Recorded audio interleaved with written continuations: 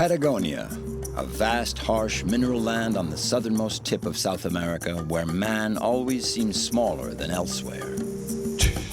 The Highway 40, La Ruta 40, is a mythical route that follows the Cordillera of the Andes in the Argentine part of Patagonia. This is where our first meeting will take place with Lorenzo, who will take us to discover the fascinating life of one of the largest birds in the world, the condor. Then, after air, there's water. Jorge will take us to some of the region's most beautiful rivers. This man has elevated fly fishing to a philosophical discipline. He catches trout just for the pleasure of seeing them swim away free. Patagonia is also gaucho country. Manuel works for a ranch, and all year round he tends the livestock. Manuel has chosen to live in these wide open spaces, far from everything. I love this vast open country. In town you can't see anything. I'm from here, and I know that the Pampas is where I belong.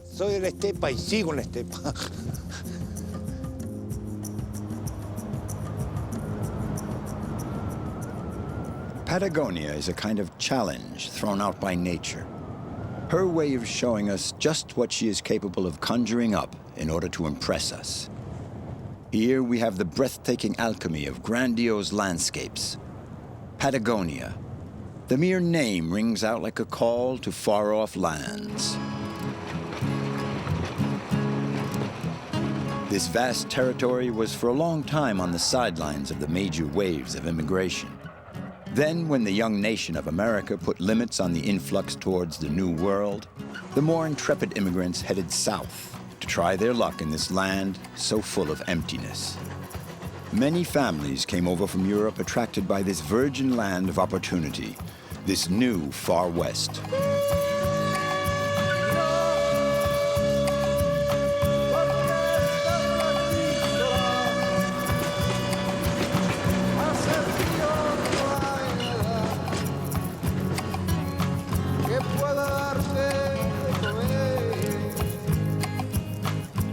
What were those pioneers searching for? A new life? Fortune, perhaps? Or maybe a new identity? Many outlaws on the run from the United States found refuge in these forgotten lands. Patagonia, end of the line of the New World.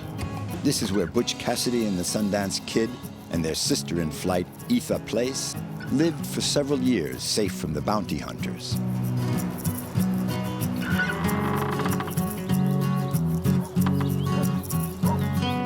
In Cholila, the only thing left is Butch Cassidy's abandoned house.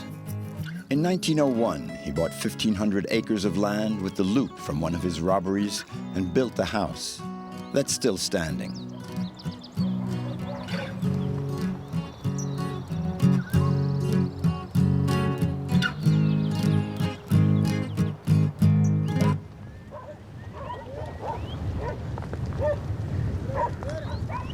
The gaucho of Argentina is a largely solitary figure.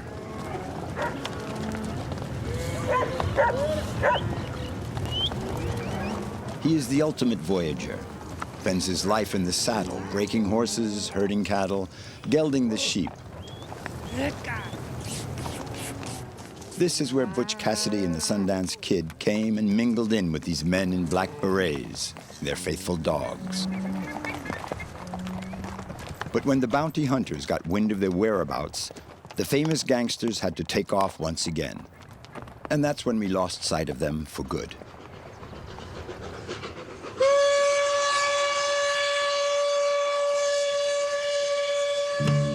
Now, a century later, the Patagonian wind has swept away the memories of those gringos. But Patagonia still retains its special attraction.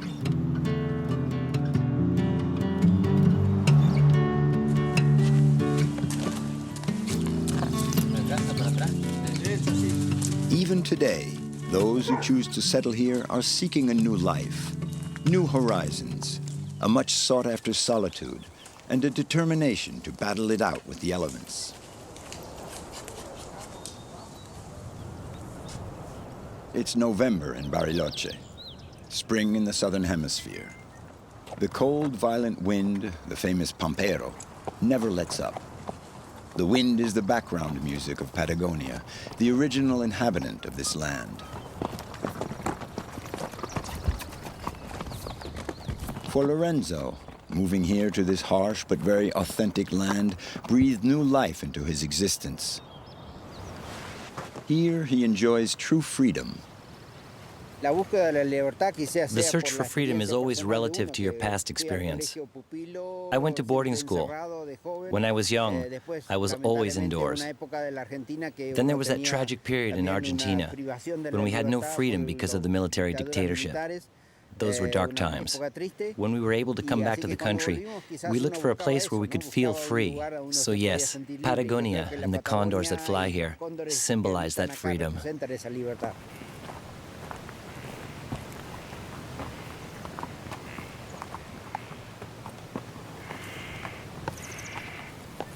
Lorenzo saw his friends disappear without a trace. He endured suffering in the prisons of the military dictatorship and in exile in Peru. Now he has made a new life for himself here in this limitless expanse where man need obey only the laws of nature.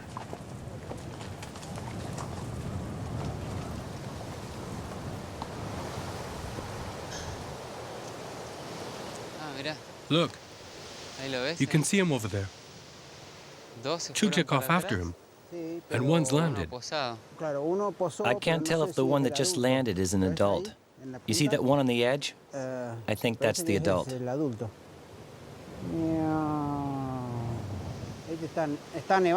It's starting to snow a little bit up there. That's why they're not flying. He must have landed. Lorenzo Simpson, 62, is a world-reputed ornithologist. He has devoted his life to the study of condors. In order to get a close look at them, Lorenzo and his son Guillermo are taking us to a ringside seat, way up there. There'll be a lot of wind up there when we get up on the crest. It's rather unusual to spend one's life scrambling up and down mountains to observe birds. Lorenzo had done veterinary studies, and then, as he would be taking care of livestock, his eyes would be drawn to the condors soaring overhead, and gradually he became a condor specialist. The fascinating thing about condors, with respect to other birds, and even to eagles, is that condors know no barriers. Other species have limits imposed by the climate or by their predators. But the condor knows that there's nothing that will stop him from flying. Neither wind nor snow. Nothing stops him. He does what he wants. He's free.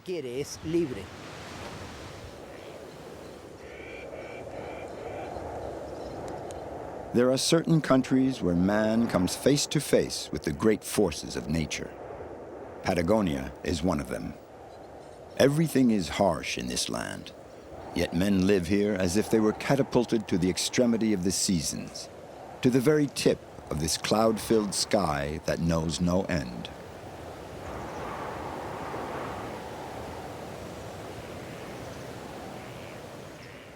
I can climb up the face, and then there's the spot that I can set an anchor to. Then I can anchor to the two cypresses that are there below. For the descent, I think I'll check that out when we get there.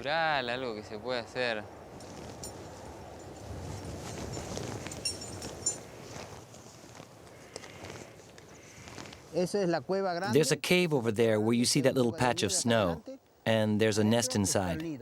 From here, you can't see if it's occupied or not.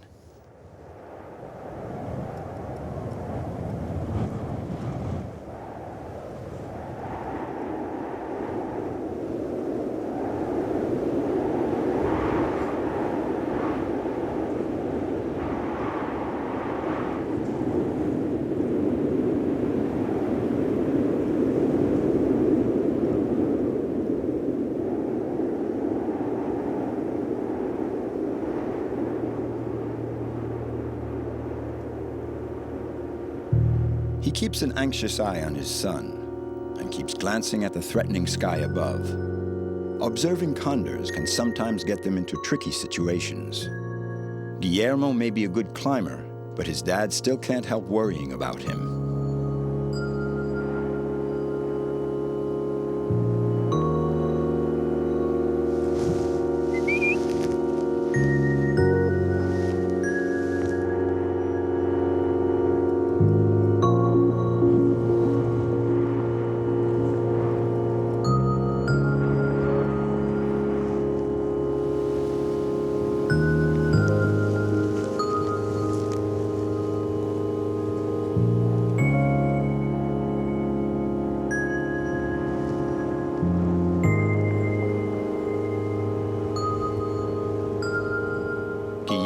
comes upon an empty nest on a difficult cliff face. The condor couple left it for another shelter. Still, Guillermo does manage to bring back a few feathers and leftover scraps of food. Traces that Lorenzo will carefully analyze. His passion for these birds seems boundless. The condor, the animal that symbolizes the Andes, is one of the largest birds in the world. With a wingspan of over 3 meters and weighing up to 14 kilos, he is lord of the air, and this stunning landscape is his realm.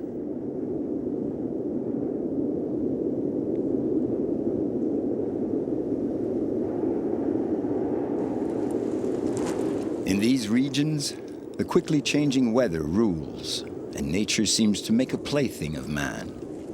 The clouds mask the sun or open up to release a heavy flurry of snowflakes.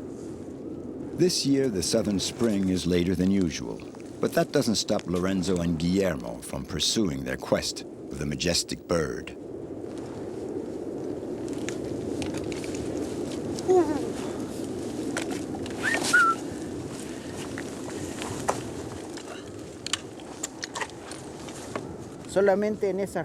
On this cliff face alone, there are 20 to 30 condors that come to sleep here at night.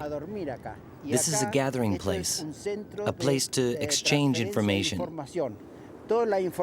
Information about where to find food, about what's going on in the group. They share all that here. It's a meeting place. The nests are elsewhere, further on, 1 to 20 kilometers from here. This is a large group made up of couples, and condor couples are faithful for life.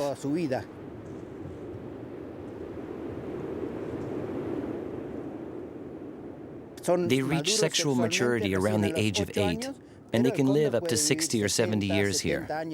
They're very long-lived animals.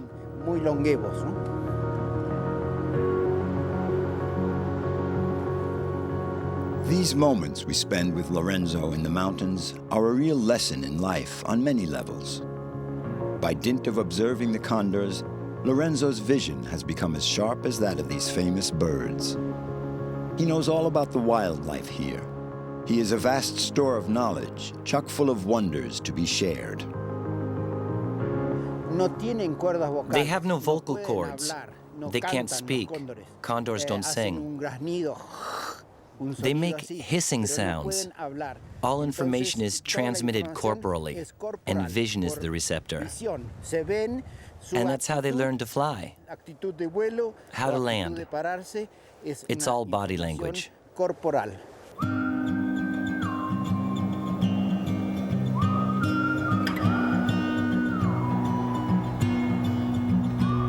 My child, my sister, think of the rapture of living together, there, of loving at will, of loving till death, in the land that is like you, the misty summits. The condor is basically a glider. He doesn't flap his wings, he soars. And to be able to cover more than 100 kilometers in their search of food, they need rising currents. Whether they are winds sweeping up the face of a mountain or thermal currents. Today there are no thermals, but there's a strong wind. The wind striking the mountainside, causing the air to sweep up in altitude. And that's what keeps them aloft.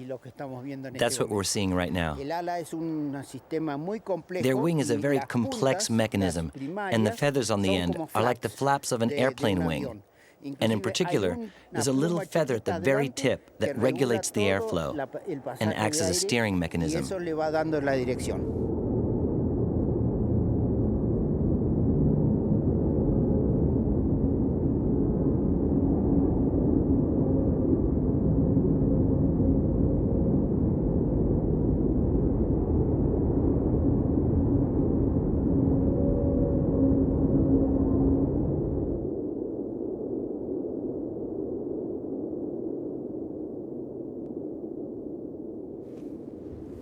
It's simply fascinating to study condors because there is so much that we humans could learn from them. The condor is an extremely social animal. He lives in harmony with his group and in harmony with nature. Yes, I think that we have a lot to learn from them.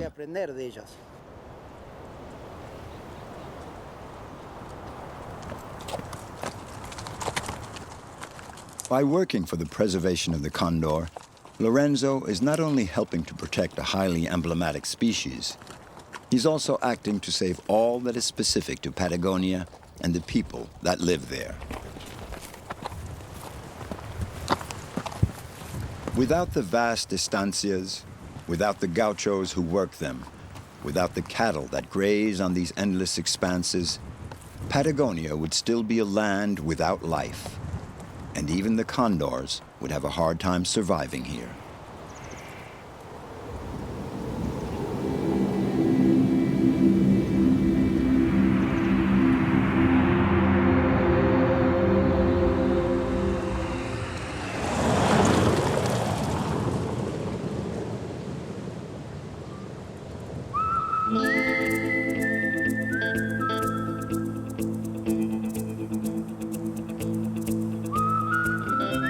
All along the Cordillera of the Andes, between the mountains and the Pampas, the Ruta 40 runs over 5,000 kilometers, from the Bolivian border in the north down to the Tierra del Fuego in the south, covering a land so vast that even the emptiness feels lost.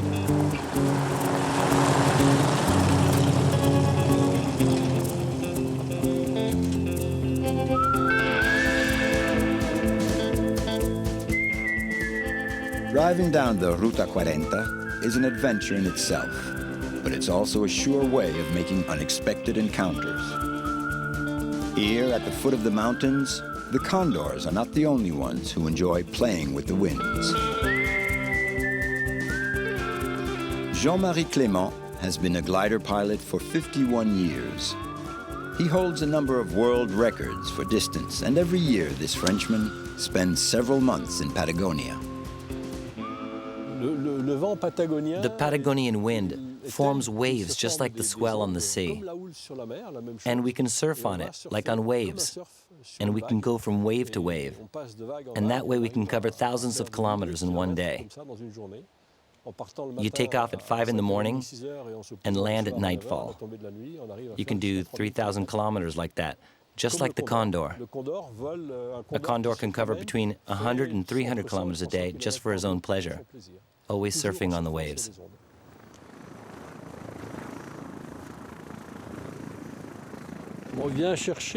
We come here for the wind and the freedom, breathtaking landscapes and total freedom.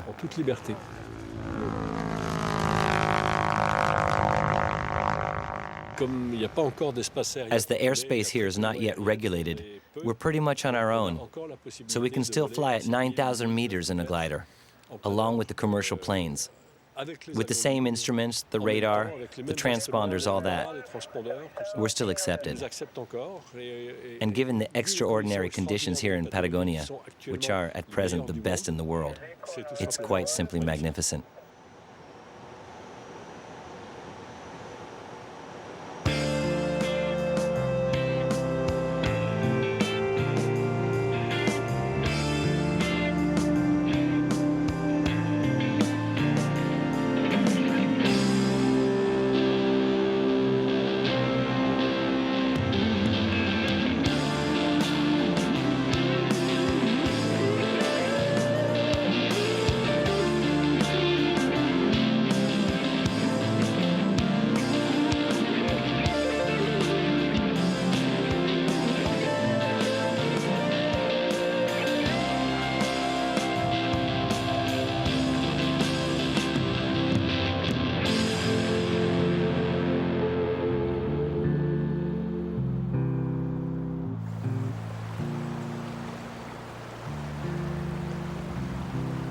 A little further south along the Ruta 40 that runs along the base of the mountain range, countless rios irrigate the lands below.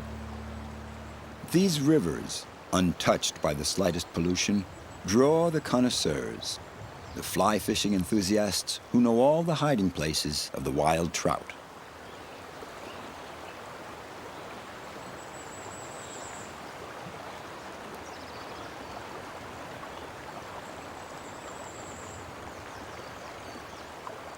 Fly fishing is considered the noblest form of fishing.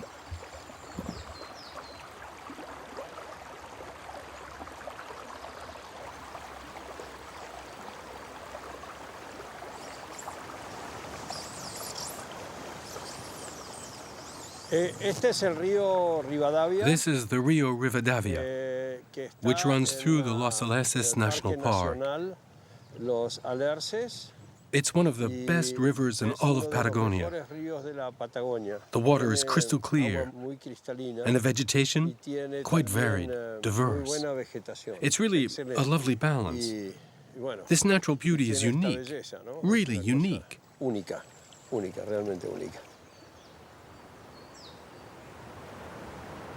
Jorge is one of Argentina's top fishing guides. He has elevated fly fishing to an art form and a way of communing with nature.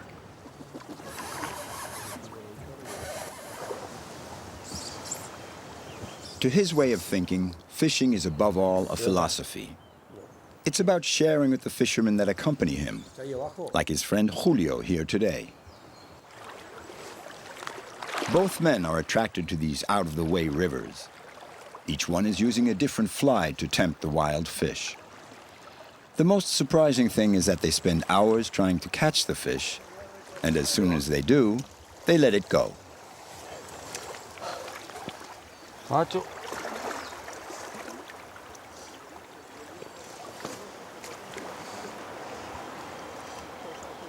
The pleasure is in the fishing, in catching them, the fight, hooking them, having them on your line. Then the pleasure of releasing them. It's true. Today, this is the regulation for almost all the rivers in Argentina. And since we've been practicing catch and release, fishing has gotten very good in this river. And it's getting better all the time. The people's mindset is changing.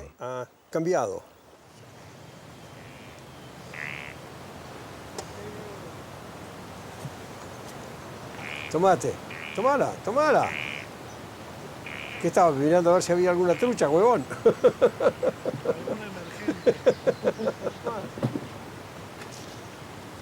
Una ninfa de Mayfly.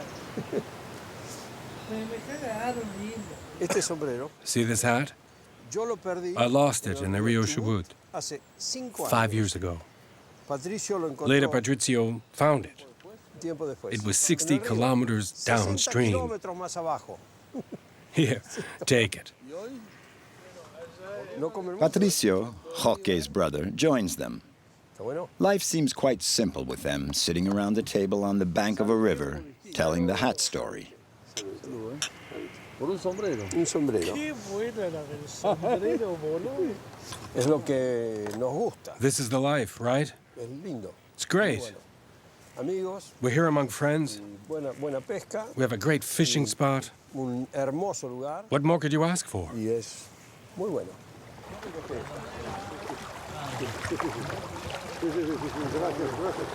The river changes through the seasons. In early spring, the snows begin to melt. The river is high, and the trout are ravenous. They take up the fight with Patricio, but he lets them go and they live to fight another day.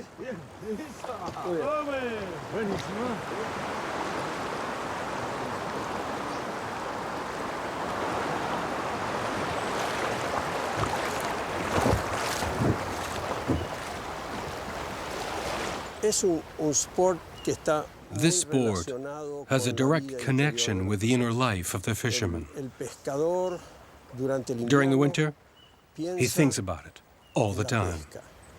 ata sus moscas, He'll even dream about his flies. prepara sus cañas, He prepares his rods. pone aceite en He sus greases ligas his y sus reels. líneas y mantiene Everything todo has to be para ready cuando when la the season temporada viene, opens. estar preparado para ir a He pescar. writes, he studies up, and reads about sobre pesca. fishing.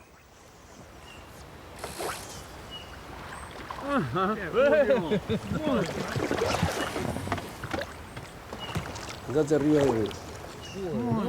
Bueno. Se fue. Got away. Y se fue. I lost him. El día. It was this big. Así, ¿eh? Así, This big. Así, así, ¿eh? Sí.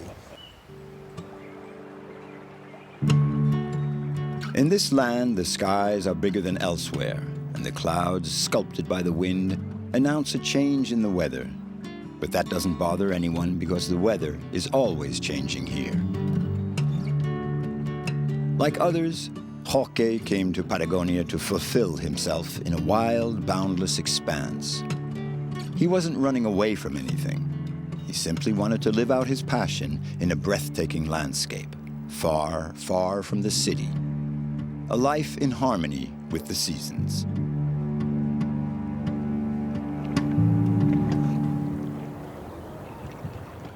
At this southernmost extreme where the land ends, the maps would have liked to have left a blank. Terra incognita. This is exactly what Jorge likes. The wind, the rain, this snow, the rhythm of the elements that repeats itself through the seasons that last one day.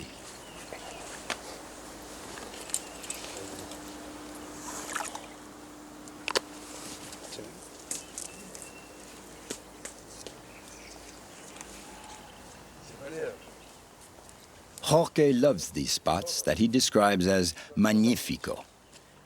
Here, he's in a totally unspoiled setting, a sort of secret garden reserved for the happy few. Jorge is accompanied by a young guide that he is training, and he gives him some final tips. To move as little as possible, to try to stay in the shade, and above all, not to disturb anything. The trout are there waiting.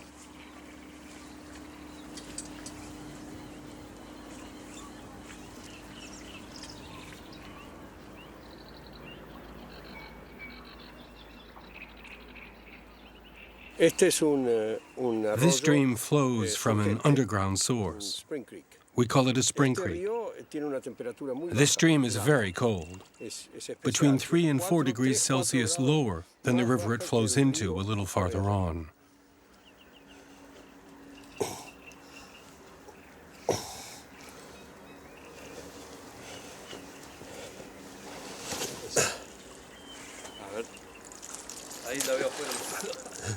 ¿La ves afuera del agua? Ahí está de vuelta.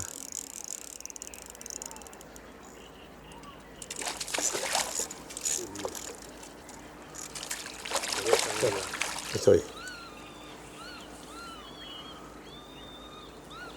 Yo voy con el hilo. Yo voy con el hilo. Fíjatela.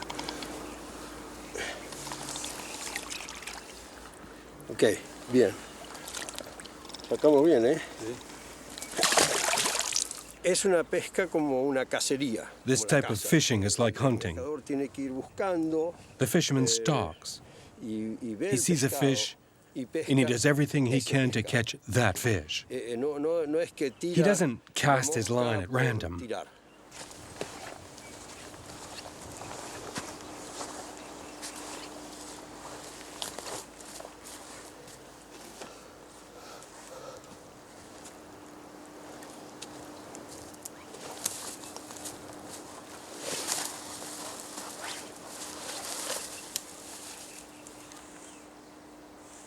Ahí la tengo.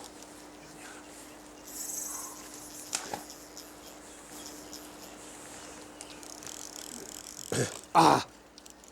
¡Putain! Se me fue. ¡Ah, era buena! Era buena. La filosofía de la pesca con mosca. The philosophy of fly fishing is to keep this space in the wildest and most natural state possible. And as the trout is part of the ecosystem, you mustn't kill it.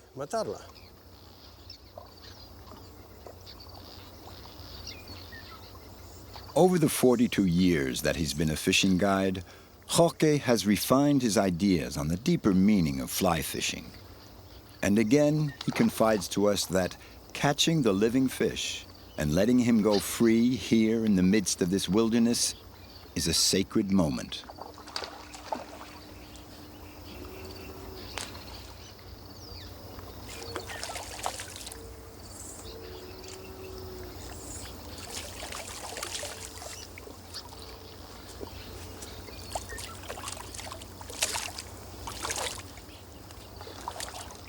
Patagonia gives rise to a certain mysticism.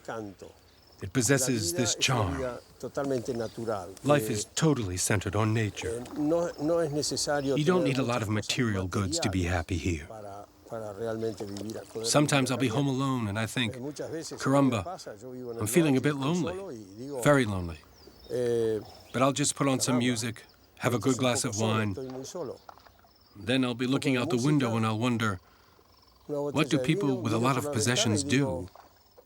Yes, you wonder, just what are they doing now? Whereas here we're so rich with everything that we have around us, and we're satisfied with that.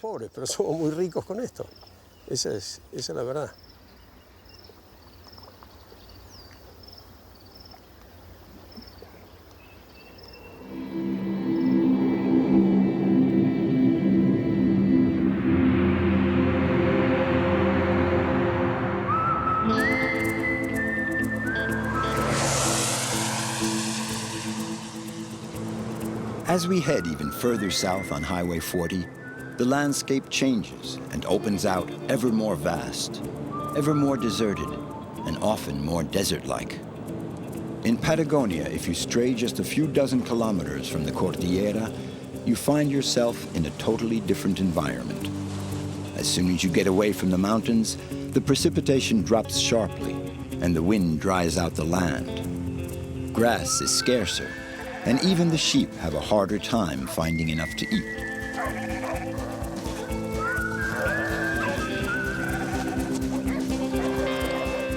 The gauchos of Argentina are men in the saddle, always accompanied by their 2 or 3 dogs, and always wearing their eternal boina, the traditional beret of the South that was worn by Che Guevara. These craggy men, as rugged as the land they inhabit, are the true soul of these wind-swept expanses.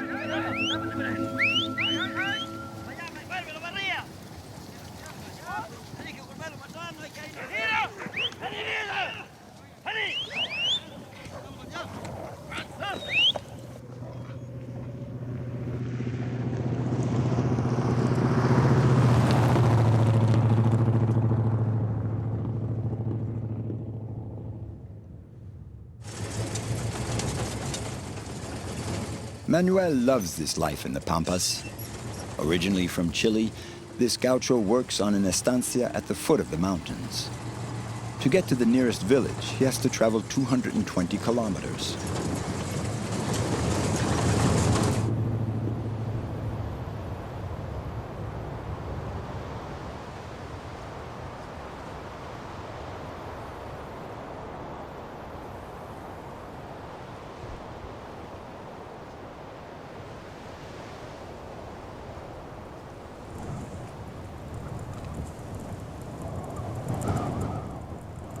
On the estancia where he works, more than 500 head of cattle roam almost freely over more than 25,000 acres.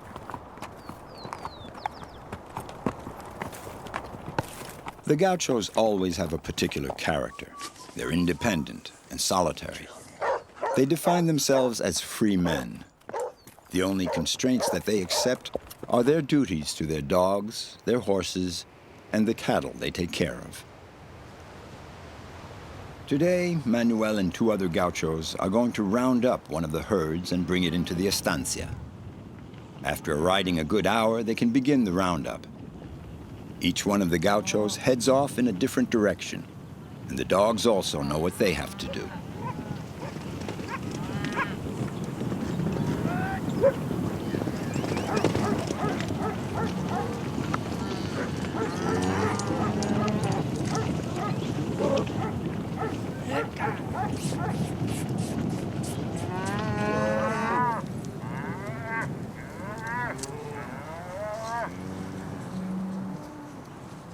These cattle are wild. They're not used to men. So if you let them, they'll just run off. They learn to recognize us little by little and get used to us. Otherwise, they scatter every which way. They have to understand that it's man in charge, not them.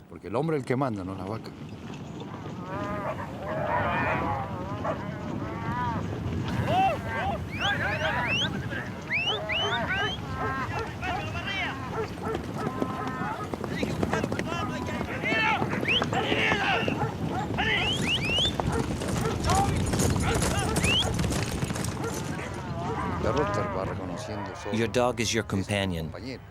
He recognizes your voice. If you talk to him, he'll learn.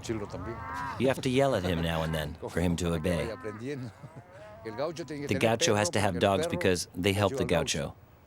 Without his dogs, a gaucho is useless. He is just an ordinary person.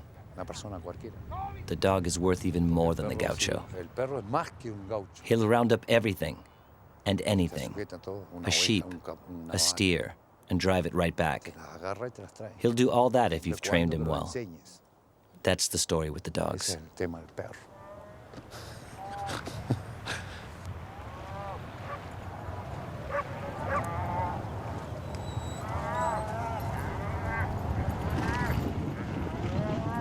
The cattle are used to roaming out on the pampas and are very rarely rounded up. Today, they're being gathered for a simple reason. Manuel has to brand the animals that were born in the spring, and even more important, he has to geld the calves.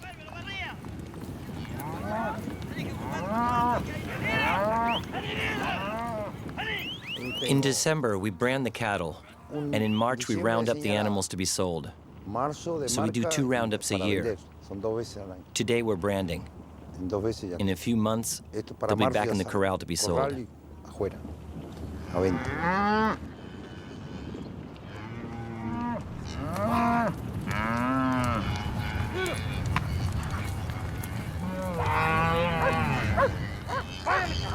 Manuel and the other gauchos get right to work on the herd. The cows are totally unfamiliar with stables and fences and are not used to being closed in. The men have to move fast to set them free as soon as possible. Sí, porque si no esto va a ser un desorden. Esta vaquita hay que mirar esa marca hay que mirar. ¿Ves?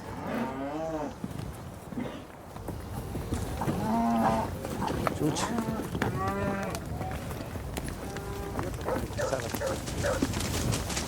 Eso. ¡Tira, tira! ¡Rolla, rolla, rolla! ¡Rolla! Dale, dale. Está lo que está con gente.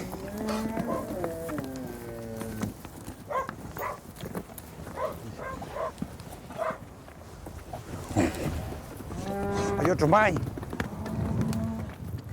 And they repeat the operation as many times as necessary. They have to do the gelding when the calves are between 6 months and 1 year old.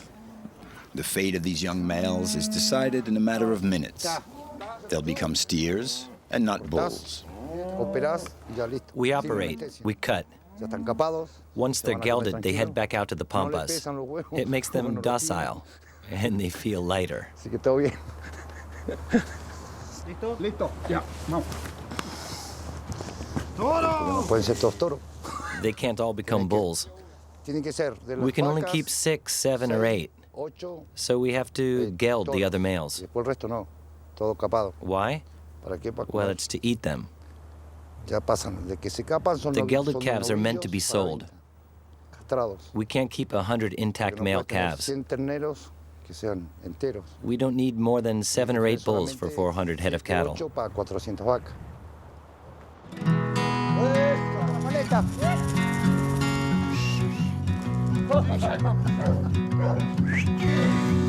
Bien, bien, bien, bien.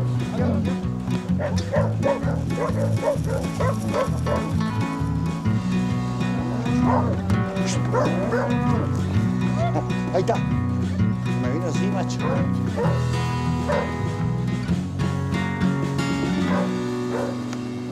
Ahí le alcancé a pegar la vuelta. Listo. Qué más cute. ¡Ay!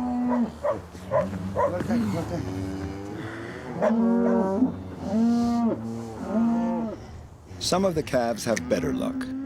They just get 2 small nicks on each ear. It's the mark of the estancia. Ahí está. Ahora sí.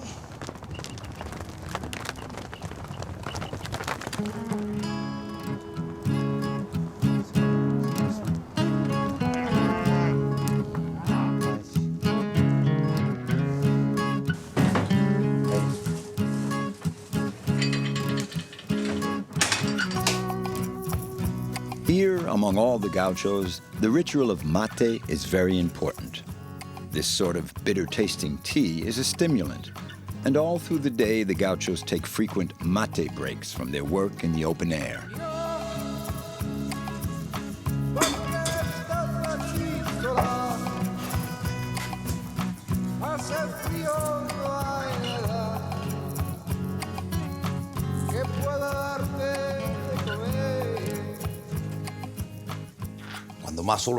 The more that I'm on my own, the happier I am.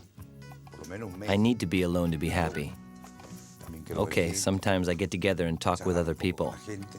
But then I go back to the solitude I like so much.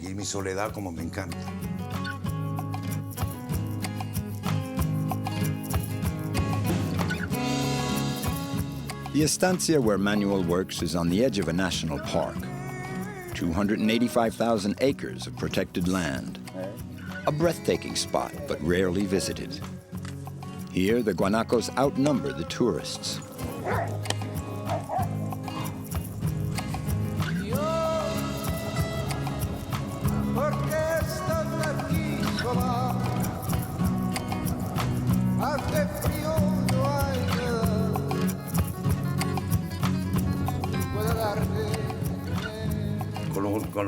I'm in radio contact with Hondis, my neighbor, almost every day.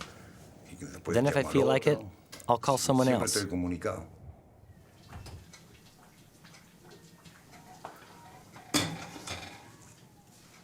We see each other regularly. That's how we get through the 3 months of winter, those 3 long months.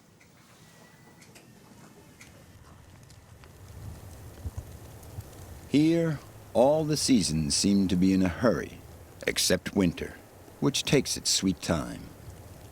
During this season, Manuel, like the few other gauchos of the region, stays at the estancia on his own. I'm at peace with myself because I was destined to live in the campo. When I want to talk to someone, the few people that live nearby are enough for me. And I have my friends, the dogs. I talk with them as well.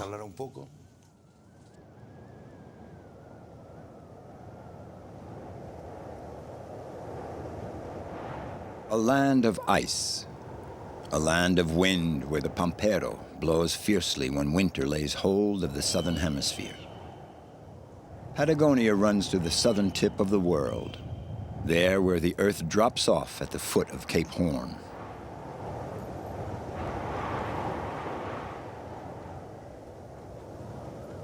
Pablo Neruda said, "Here the land ends. The earth narrows down like the small end of an egg, which is why the moon seems so large and the stars so close."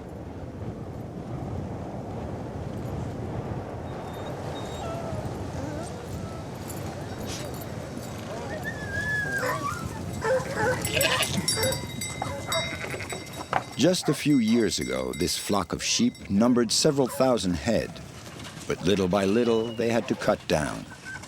This type of husbandry isn't compatible with the proximity of the national park where wild cats and pumas are protected. As a result, there were too many attacks on the flock.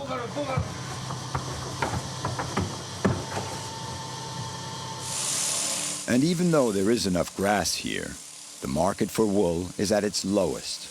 So Manuel keeps only a few hundred sheep for meat and the local market.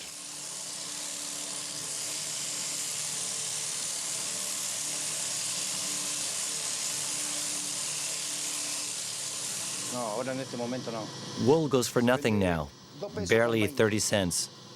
It's nothing, really, very little. It's the price of wool. That's why we stock the wool here. People are using it less and less. It used to sell fairly well, but not now. So we stock it hoping to get a better price for it someday.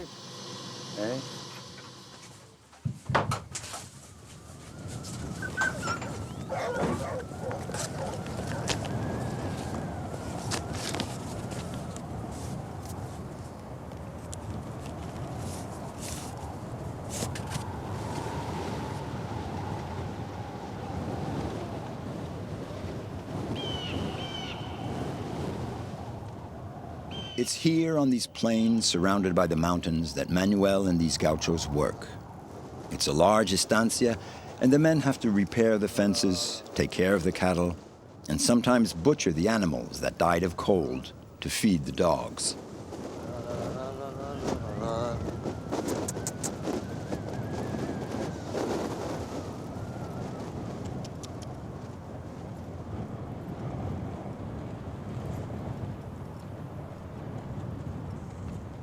Francisco Coloan, a seasoned veteran of these southern lands, has always loved the untamed character of these wide open spaces. He noted in one of his novels that even the birds turn fierce in these cursed lands. In the spring, it's the eagles that devour the lambs even as they're half-born. The seagulls cross the Cordillera to tear the guts out of the wild geese. And in winter, you have the cursed caranchos that peck out the sheep's eyes with their beak.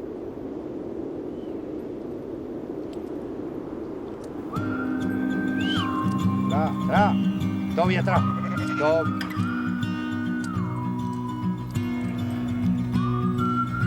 Todo atrás. Atrás. Todo bien atrás. Atrás.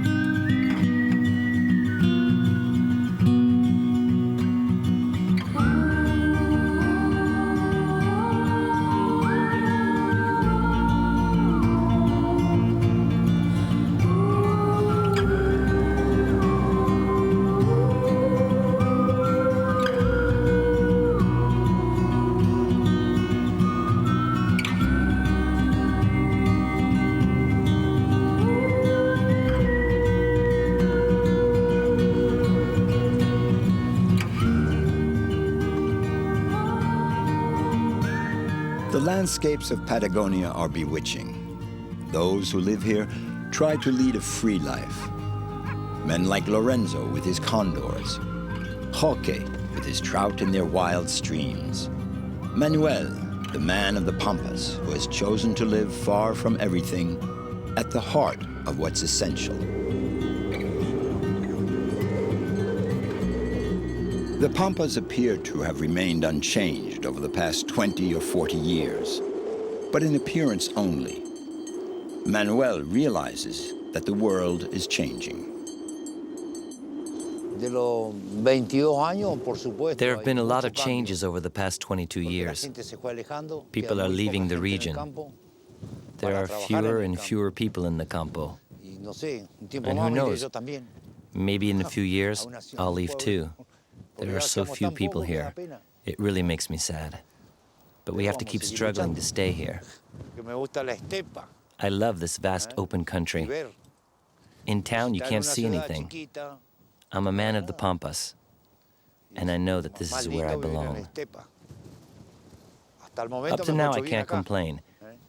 Sitting in the shade next to a rock, sheltered from the wind by a bush, it's just my way of life.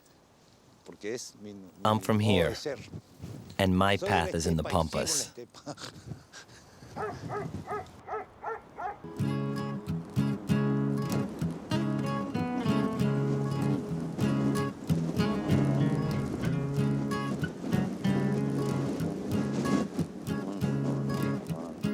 Manuel is quite an exceptional character, always in a good mood, always ready to laugh at the slightest pretext. He has made up for the harshness of the climate with genuine human warmth. The buffeting wind has sculpted his face. The immensity of these landscapes has given him the taste of freedom, and the ruggedness of his way of life suits him perfectly.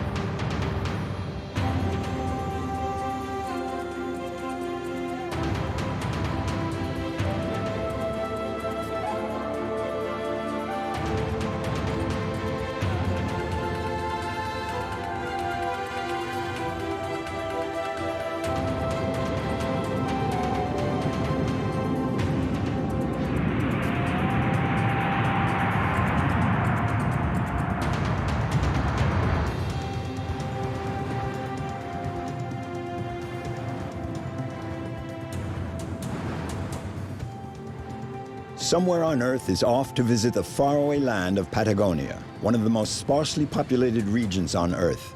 Southern Chile is a vast territory where the clouds seem within arm's reach. At the extreme tip of South America, the only limits are the sky, the sea, and the still unexplored peaks of the Andes. Patagonia lifts the veil on its fragile beauty. Jorge Araoz knows all the secrets of the balseros, the raftsmen of Patagonia. In this remote valley, the lumberjacks harvest cypress wood and transport it down the Rio Baker to the sea.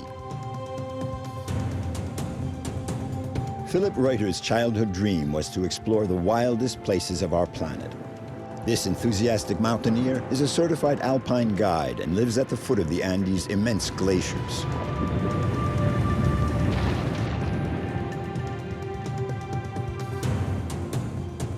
Carlos Barria is one of the southernmost men on Earth. He fishes the icy water of the Beagle Channel. Carlos is a seaman, but also a cattleman. His ranch is situated at the ends of the Earth, very close to the mythical Cape Horn.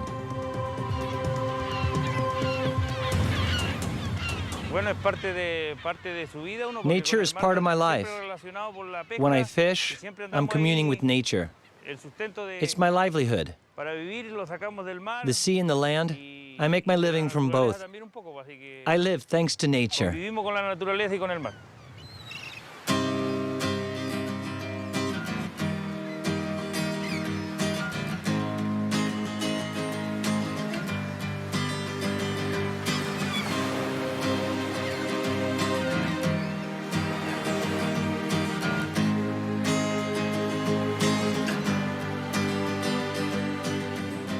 Here, at the ends of the Earth, live people who can resist anything. Isolation and the glacial winds have forged the character of the inhabitants of Patagonia, perhaps the only place left where legends are still being written. Carlos, a king crab fisherman and rancher, lives beyond the end of the Earth on the Beagle Channel. The mountains and the sea are a never-ending test of courage for him. Carlos possesses the integrity of seafarers and the force of landsmen.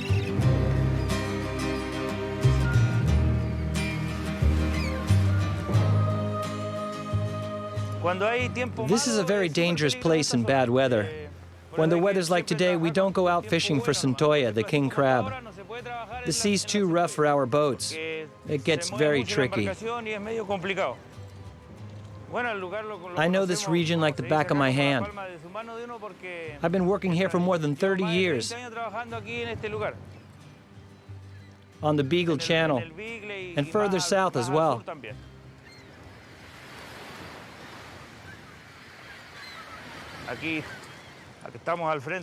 We're just across from the Tierra del Fuego. That's Argentina on the other side. The canal's split in two. One half's Argentine, the other half's Chilean. Sailing here, where two great oceans, the Atlantic and the Pacific, meet, means taking a trip back in time.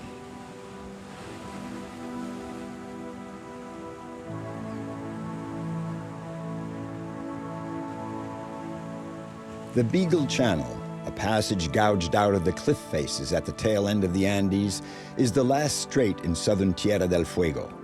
The waterway, discovered in 1825, gets its name from the British brig, the Beagle. Its captain, Robert Fitzroy, had undertaken several expeditions to Patagonia. On one, he took aboard a young naturalist who would become one of the most famous scientists of his time, Charles Darwin.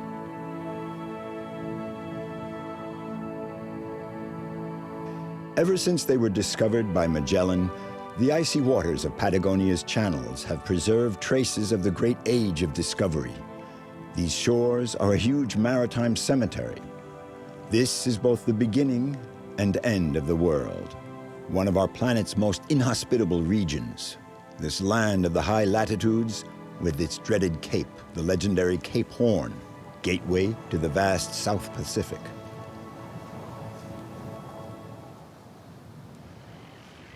At Puerto Williams on the island of Navarino, the fishermen are getting ready for the centolla, or king crab season, their main source of income. On board Carlos's boat, Rodri Mar, things are going wrong. The reversing gear is broken. The only way to get it fixed is to take out the engine and ship it to Punta Arenas, where they'll be able to replace the part. I've got to hurry and get this engine onto the ferry boat.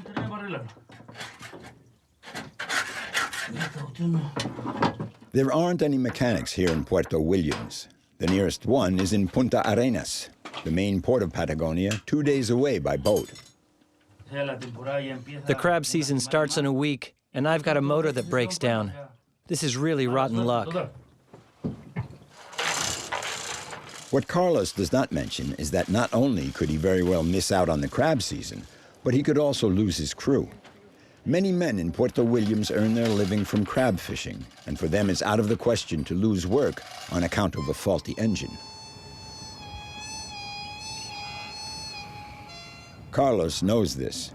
Not only is his fishing season imperiled, but he'll have to find a boat to take him to Douglas, where he has his ranch and a herd of cattle.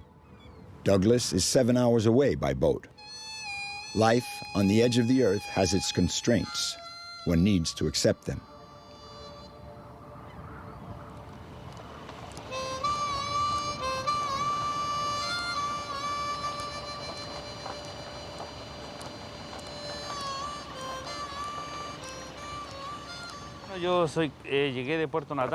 I was 20 years old when I came here from Puerto Natales. So I've been living in Puerto Williams for more than 30 years. Life was hard back then. Things are a little better now. There was only the naval base and very little work. That's why I came here, to work. I like the spot for its peace and quiet. So I stayed in Puerto Williams. I founded a family. I became a fisherman. Here in the world's southernmost village, I fell in love with this spot, and that's why I stayed.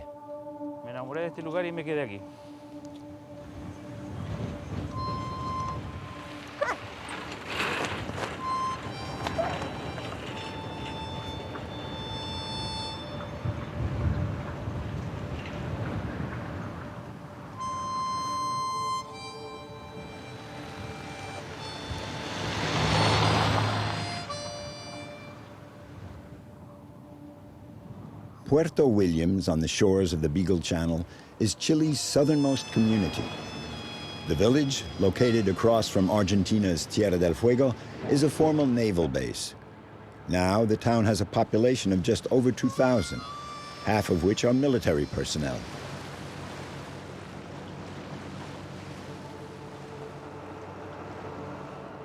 Once a week, the Yagan makes its regular run to Punta Arenas.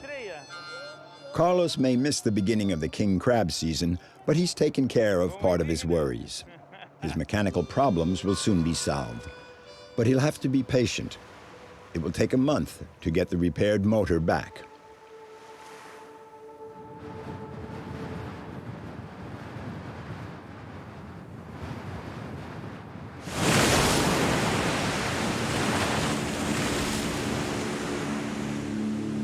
The southern storms swirl around the Antarctic. Patagonia is the first land that the west winds and the Pacific depressions encounter. Sailors call this part of the globe the roaring 40s and the furious 50s.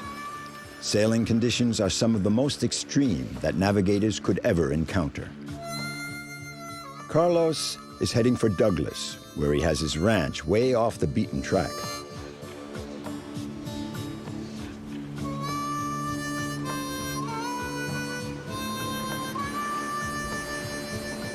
With his crab fishing boat out of order, he boarded the Orcawaya, a rapid boat that serves the isolated communities along the Beagle Channel.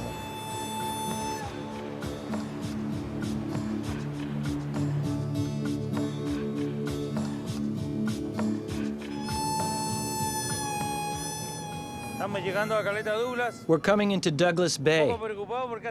I'm worried because I haven't been to check on the fellow that's working there for more than 20 days. He's all alone, and I haven't had any news from him. I'm worried about his health. I have no idea if he needs anything. You never know. Uno nunca sabe.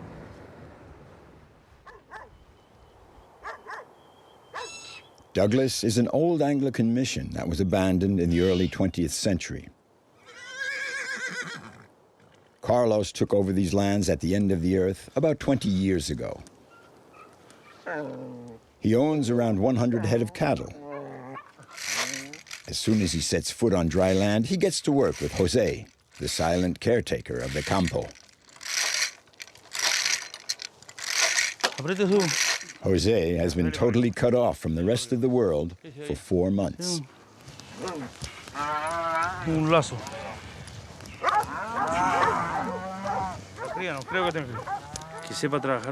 You have to have someone who knows how to work, and even more important, who can stand the isolation.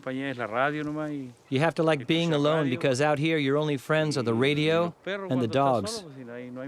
There's no other company. You have to get used to the solitude. It's hard for those who can't live alone. It's a real problem. Súper complicado.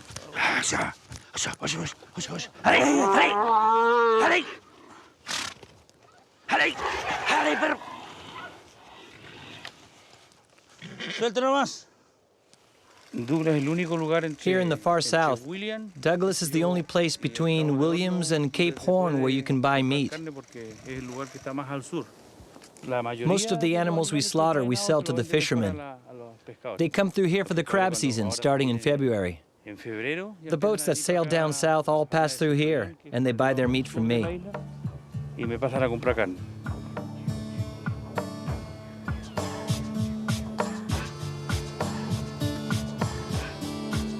Carlos has created a refuge for himself in Douglas, a parcel of forgotten land that is an ideal spot to appreciate the full measure of the beauty of the world.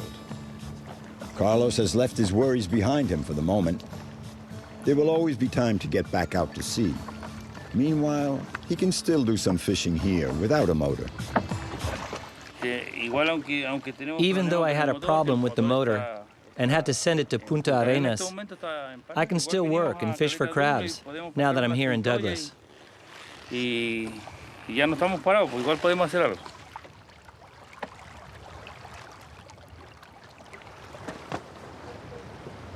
Está empezando la temporada, así que bueno. It's very early in the season. First, I just set 2 traps to see if there are any centolla. If there are, I'll set some more. Y después vamos a tirar más material.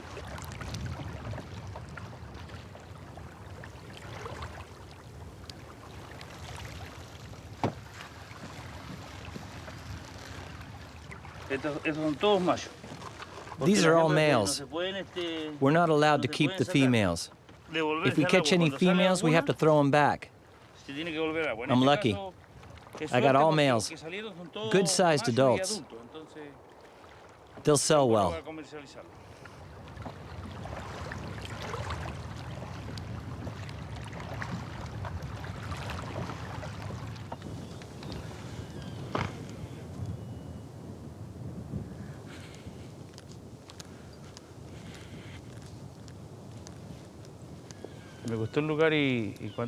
I really love this spot. I've always worked in fishing, but I wanted to have a place of my own where I could come and recharge my batteries and work a little as well. Live as I please. I'm a fisherman, but I love the land. I'm not a rancher, but I really like it.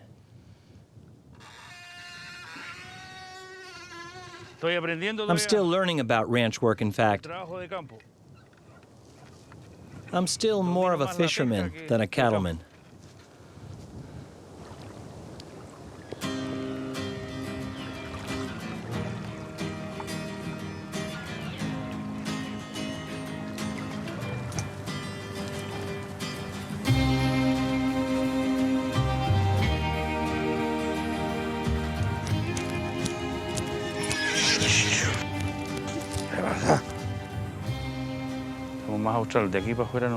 From here to the end of the land, there's nobody. Only people passing through, like fishermen. For the moment, it's completely uninhabited.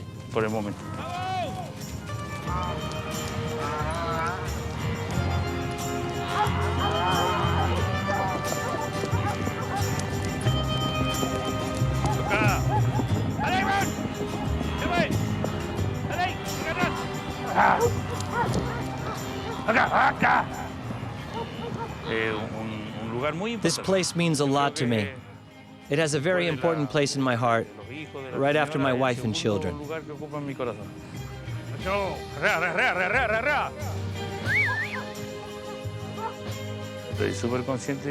I realize that on the island of Navarino here, I'm living in the southernmost spot on Earth.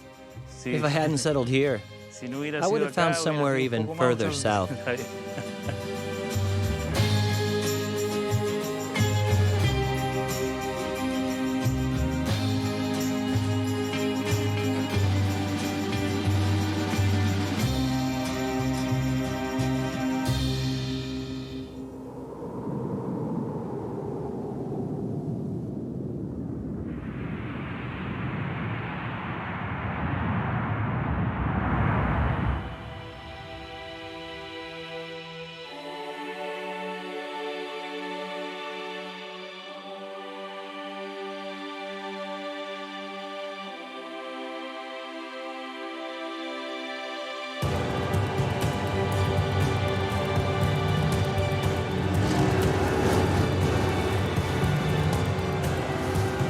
Philippe, an Alpine guide eager for adventure, has a keen instinct for the extreme.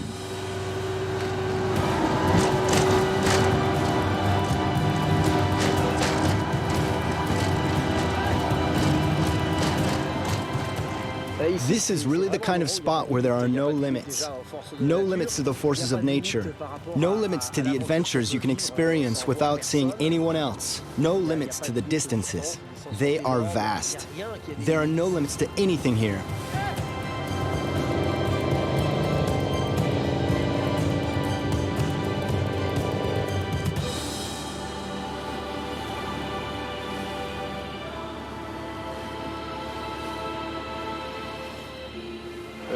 This is practically unexplored territory, with thousands of places where man has never set foot.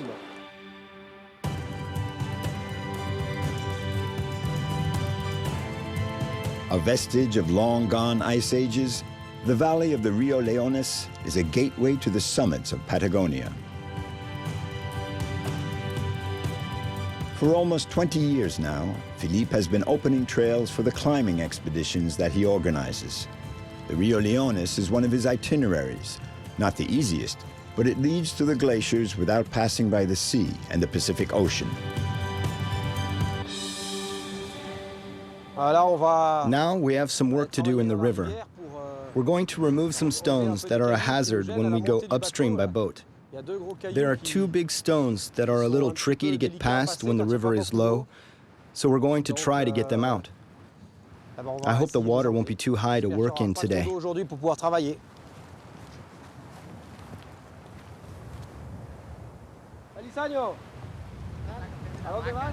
You lost a cow? We didn't see it anywhere, but if we find it, we eat it. Después te la entrego en bandejita. ¿Te vale o no? Nos vemos. Que estés bien. Chao. Oye, ese perrito no es una oveja. Te equivocaste. Oye, Pato. Hey, Pato. Pretty good weather today, huh? Espero que no esté tan alto, pero We can see the stones sticking out of the river there. aparece. Así que We should be able to get the job done. trabajar algo.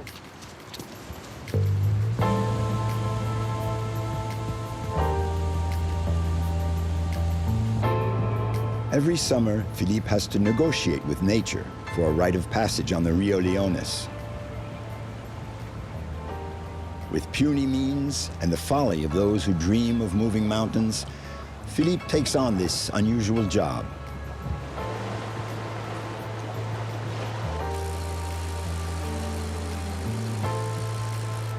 Ocho, ¿me copias?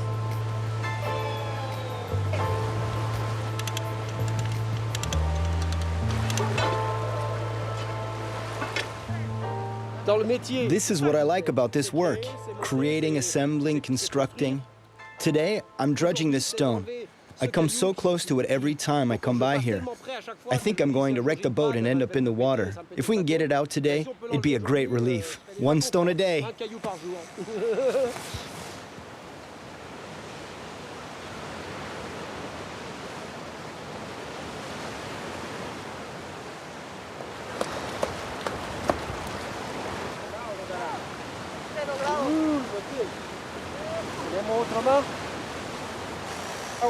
We have to spend hours in the cold water, move tons and tons of stone by hand, but nature lends a hand.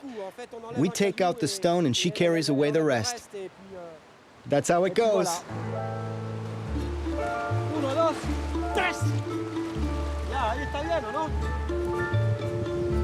At last, the way to the summit is clear. It's summer in Patagonia, the best season for the Andinistas, the mountaineers of the Andes.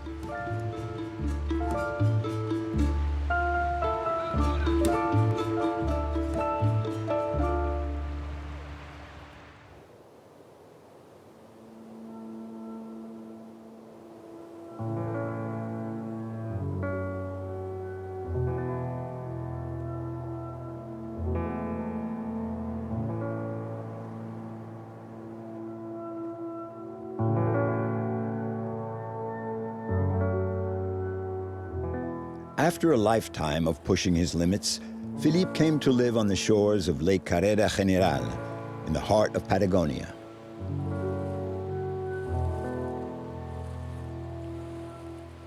Philippe was born at the foot of the French Alps into a family of avid mountaineers. Then he spent a large part of his childhood in Santiago. Ever since, he has been following his dreams of peaks and pinnacles. He decided to put down roots in the village of Puerto Guadal. A veteran of Everest and extreme challenges, he is one of Chile's best climbers. I was raised in the great outdoors. My father was an Alpine guide. I remember when I was 2.5, I walked on the summit of Parmelan in the French Alps. When I was 4, I climbed La Tournette. I was raised outdoors. All my professional activities were connected with the outdoors and nature. Photographer, ski instructor, then Alpine guide. Like many things, you catch the nature bug when you're little. And that's what happened with me.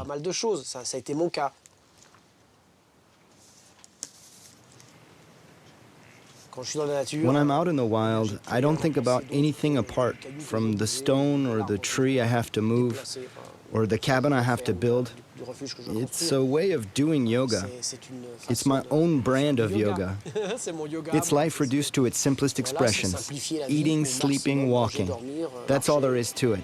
It really does me a world of good.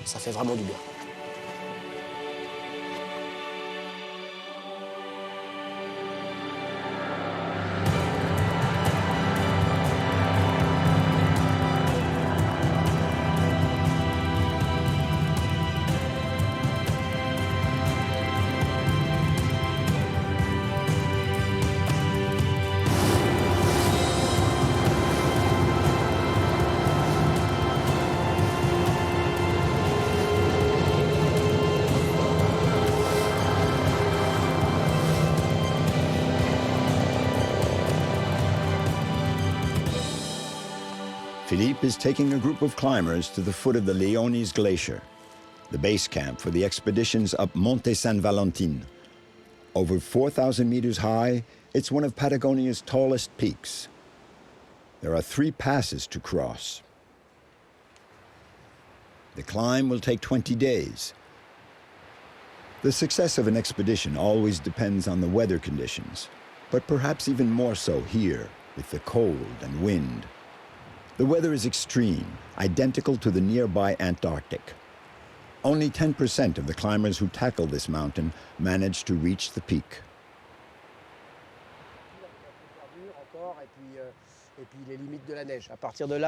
From here on, you'll be crossing glaciers, climbing rocks, clambering up a crest, and all your encampments will be on ice. The main problems are the distances and the climate. Know that you're in for a rough time. You're doomed to sleep in your tent during a storm that will last 1 or 2 days. So, if things go bad, you have to start rationing before it gets too late, so that the trip can leave your head full of breathtaking images. The rest is a human experience that you will live to the fullest. Mission accomplished for Philippe. His Alpine guides will take charge of the mission from here on.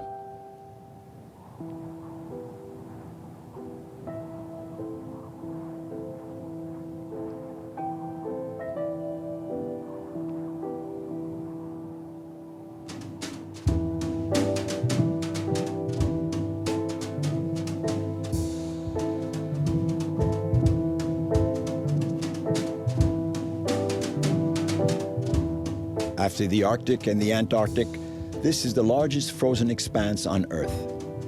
Patagonia is home to the world's third largest ice field.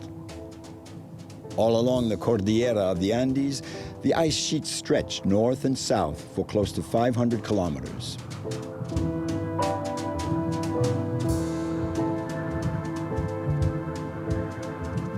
This is the realm of the Willowa, the cold, violent, and unpredictable wind that barrels down the mountain slopes at speeds up to 300 kilometers an hour.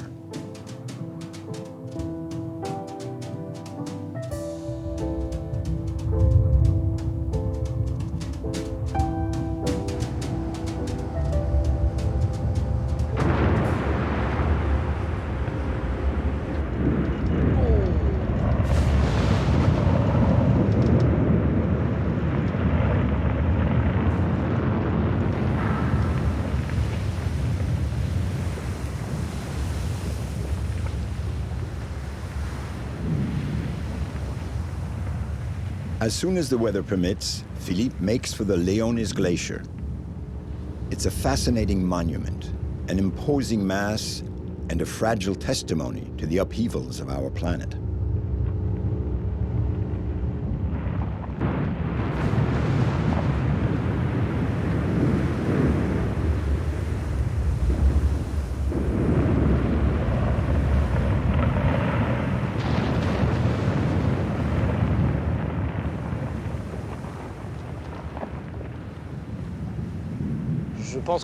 Well, it gives me a feeling of sadness. The chunk that dropped off today was very high. It gave the glacier its characteristic height. You can see another one that's falling. You can tell summer is here. It's really so typical. I know from experience, and the saddest part of this whole thing is that there's no going back. We'll never recover that. That's very old ice. There's not much precipitation in the region anymore. So the glacier really took a body blow today. And that's sad.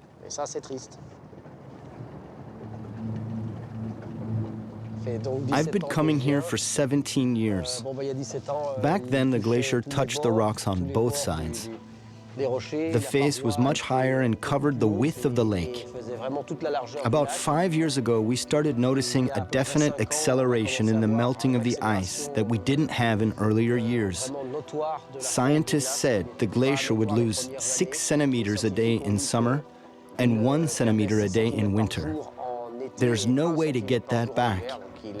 I think that in 5 years, it won't even come down to the water's edge anymore.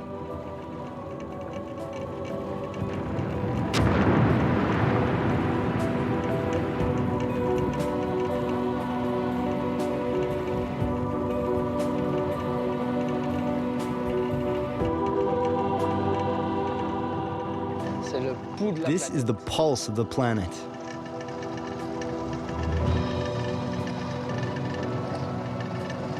A little finger on the planet's pulse. There are other spots where it beats stronger, but this is my own pulse.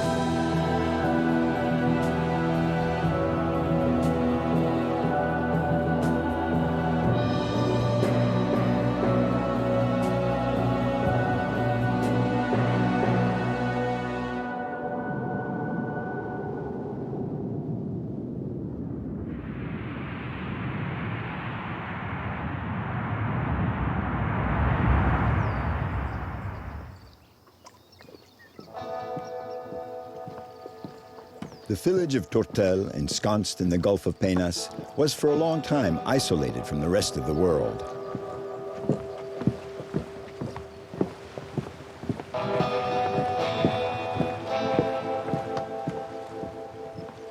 It was not until the early 2000s that the arrival of Route 7, La Carretera Austral, broke the isolation of the inhabitants. Jorge was 14 when he came to Tortel. Like everyone else here, he became a lumberjack. Tortel saw the light of day thanks to cypress wood. The boardwalks are all made of wood, the local wood. Cypress wood has been Tortel's livelihood for years. Tortel was founded in the 1950s by the balseros, the raftsmen. They assembled thousands of rafts in order to transport logs to the sea. Jorge knows all the secrets of the balseros, and he wants to transmit his knowledge to his sons. They're going to make a descent of one of Patagonia's major rivers, a voyage through the heart of dark forests in the wake of the old raftsmen, the memory of the Rio Baker.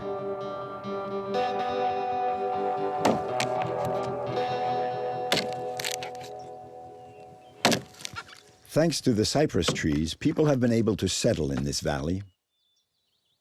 Now, Jorge is no longer allowed to log the greenwood, only the trunks burned in the tragic forest fires of the 1960s, which destroyed a part of Patagonia's virgin forest.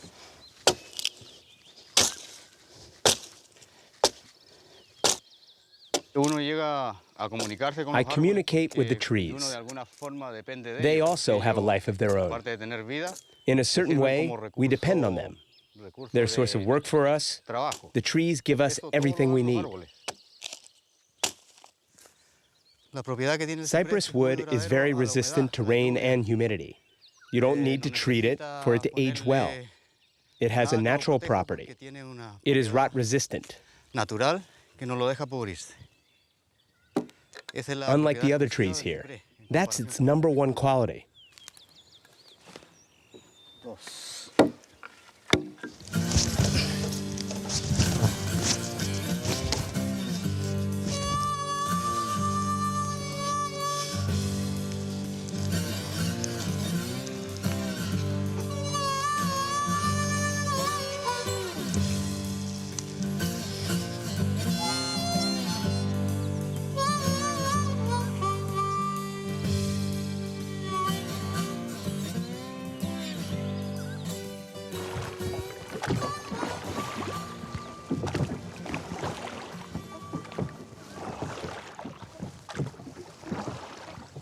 We're going to Luis Jimenez Gonzalez's place.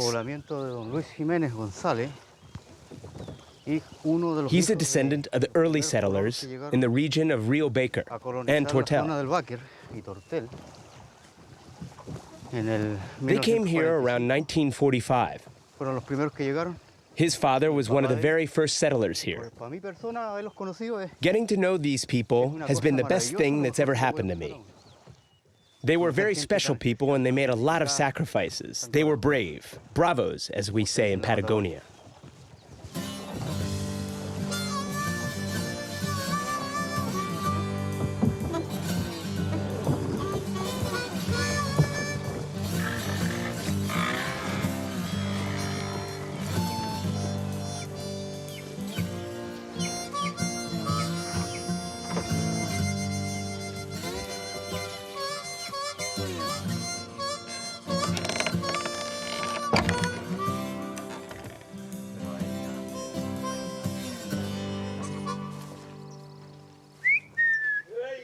Hola.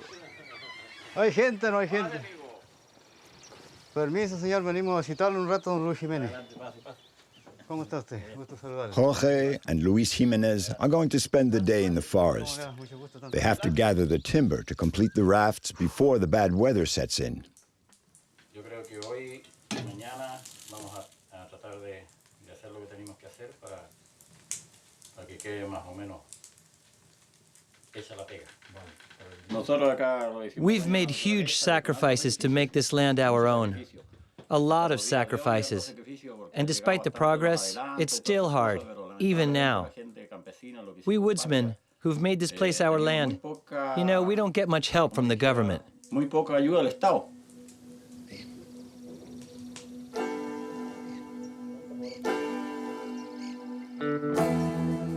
In the 1940s, a few pioneering families like Luis's settled in this valley here in southern Chile.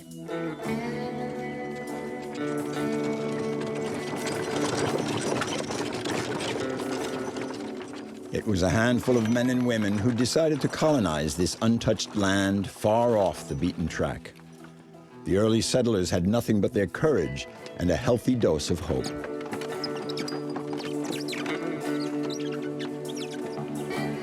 Now, some 60 years later, life hasn't changed much for the men and women of Patagonia here on the banks of the Rio Baker. In the forest, everyday life is still laced with adventure. Luis and Diego, Jorge's youngest sons, have long dreamed of the day they would finally raft down the Rio Baker. They grew up listening to tales of the Balseros, those men of the forest who carved in wood the legendary history of this corner of the world.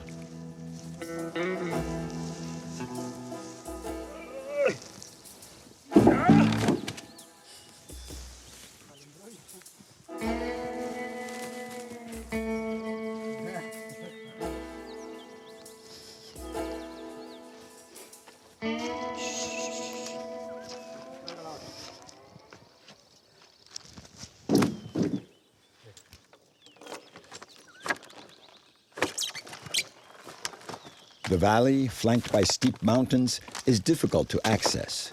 There's no road, no machine can fray a path into this forest. Oxen are still the best way to haul the cypress wood.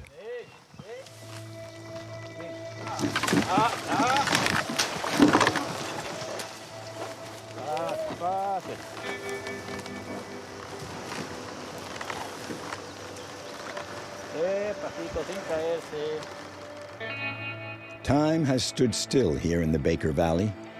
Today, 70 years after the arrival of the first pioneers, Jorge and Jimenez are carrying on the tradition of the Balseros.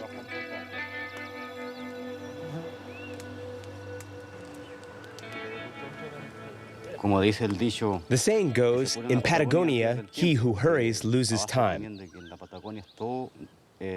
Everything is difficult here because of the great distances between one place and another, between one village and another. The job we're doing today is very tricky. They say, you must walk slowly over pebbles. That's another Patagonian saying.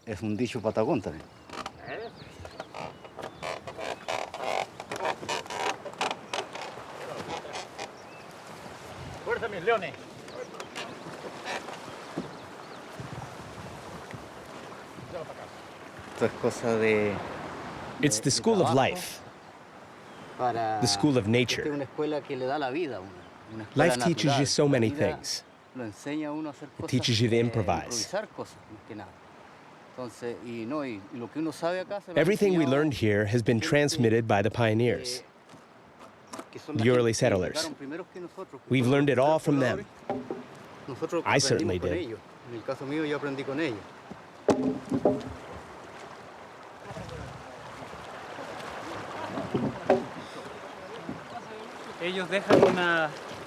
They have left us the heritage of the Balseros, the art of log rafting. It's very important for us and for future generations. It's a privilege to be able to do this and to maybe one day pass it on so that it doesn't die out. These people are like living treasures. I think it's the most valuable aspect of our culture.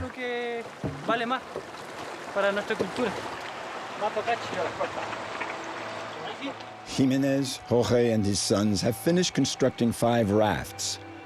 Now they'll take them down to the Rio Baker one by one to assemble them all into one large timber raft.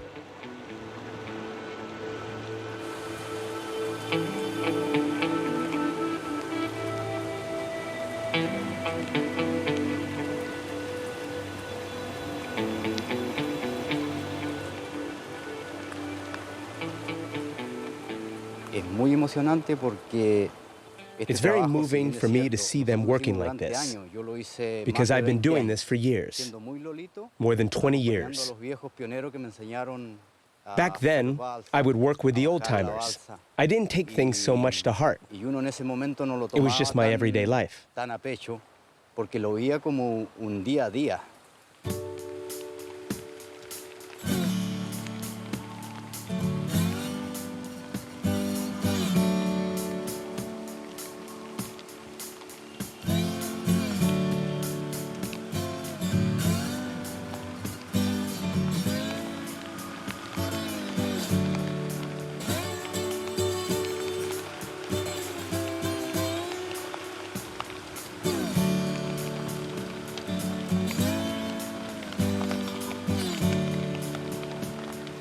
Now there are more than 400 cypress logs assembled into one huge timber raft. It's a beautiful sight, but it's very dangerous. I've done this all my life, and I've never had a problem, thank God. It's not pleasant work, but it's God's will. This is how we make our living here.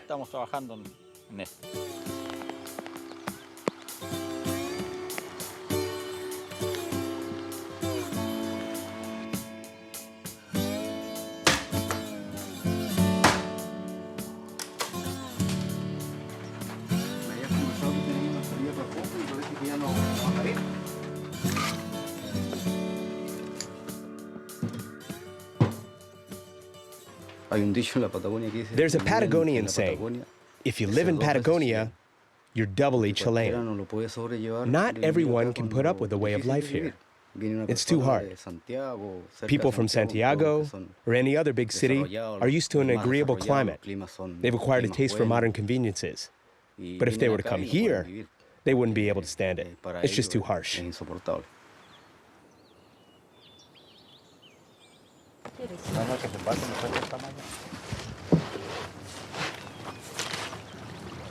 This morning, the weather is perfect to tackle the descent of the Rio Baker and reach the northern region of Patagonia's channels.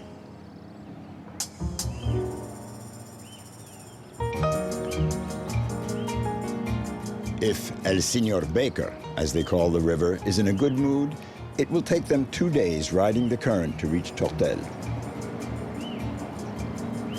When the winter is harsh and the summer mild, the water level can rise quite suddenly. Upstream, the glacier melt and the tributaries carry tons of alluvium. Trees torn from the banks form dams that will suddenly give way in flood periods. The river dwellers know that these natural phenomena can submerge the valley in a few hours. All the balseros remember those who lost their lives on the Baker.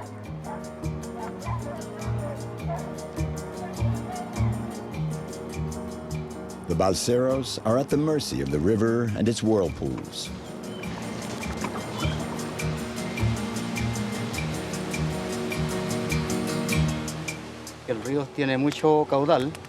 The river has a very strong current. It sweeps you along and tosses you from side to side. It's really swift. If you're overconfident, nature will not give you any breaks.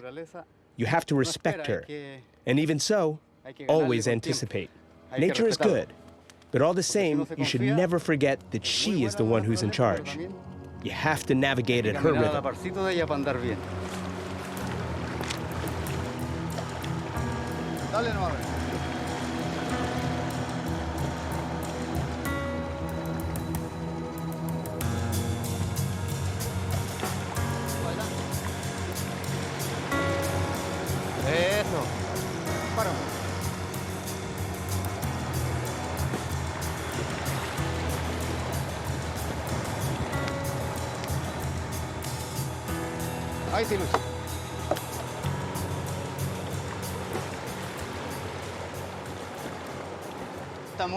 The rapids are difficult.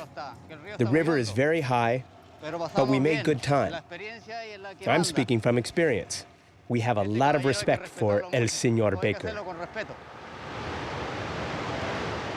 Jorge is quite proud of his sons, and they're not about to forget their first descent of the Baker. Sharing a mate on the river, out in the wild. A lot of folks from the city, even if it is the most beautiful and posh city in the world, would envy this pleasure. Here, we're breathing good, pure air. We're together as a family. This is one of life's greatest riches.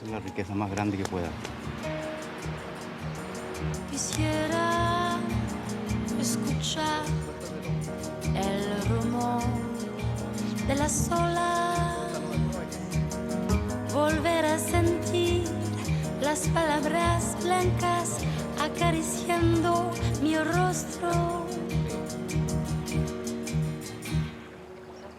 En el atardecer quisiera escuchar la última canción de los caracoles escondidos en las rocas, melodía nacarada. ¿Dónde está el rey del castillo de arena? Amor de mi vida, tengo la sangre fría. The men and women of Patagonia possess a good number of qualities. They are able to overcome difficult situations, to live in isolated areas, wild, untamed regions, where the smallest job requires a great effort. All that is a vast treasure.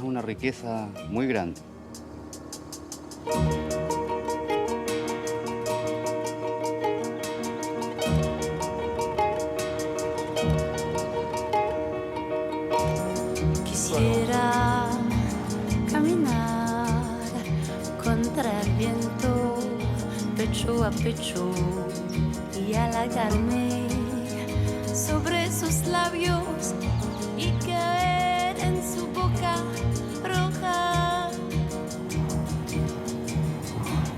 En la luz matinal de sus ojos azul dorado resplandecientes, quisiera nadar como una sirena que encuentra el mar. ¿Dónde está el rey del castillo de arena?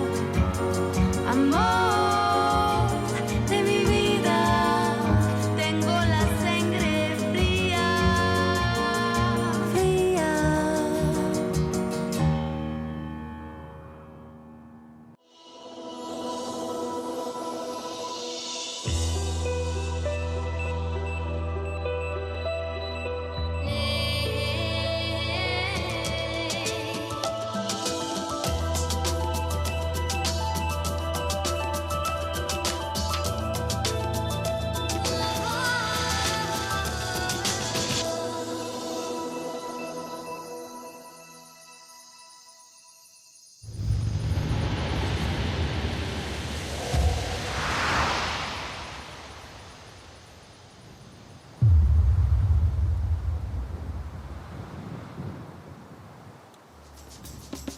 Peru. Its tale has been told and retold by scores of explorers and adventurers, yet the country remains shrouded in mystery. For mere words cannot capture all the magic working here. The pre-Hispanic civilizations have vanished, taking with them many of their secrets. The whispering of the last Incas harks back to that bygone era. Modern-day Peru is heir to the human ingenuity that was so closely in touch with the upheavals of the earth.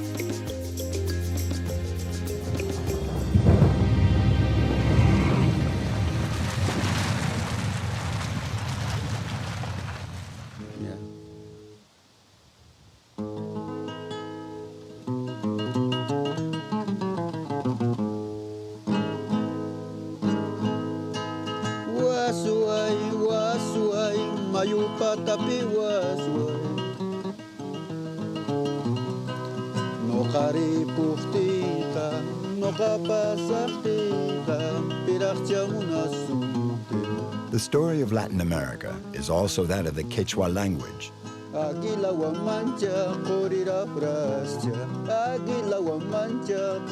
Before the arrival of the Spanish and their all-powerful alphabet, culture here was an unwritten, oral tale.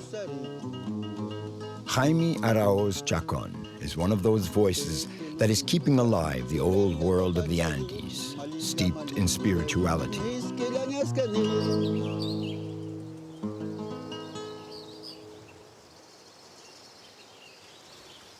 Today, Jaime is on his way to Misminay, a little village 50 kilometers from Cusco.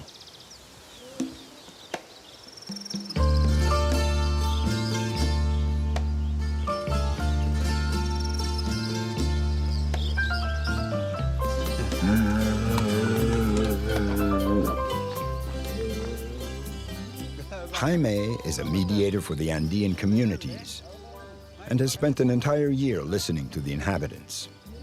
Access to clean water, discrimination, rural exodus. They've had more than their share of problems. But thanks to Jaime, the village is coming back to life. The farms are once again up and running using the ancestral methods. Jaime always encourages the villagers to conserve their traditional know-how.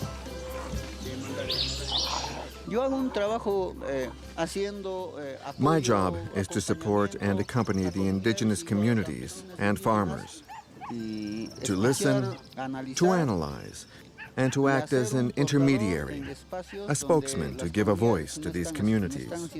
This is one of my roles.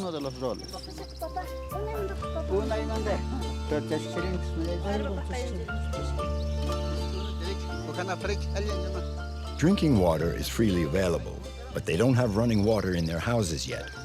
So mornings in Misminay are marked by the constant comings and goings around the fountain.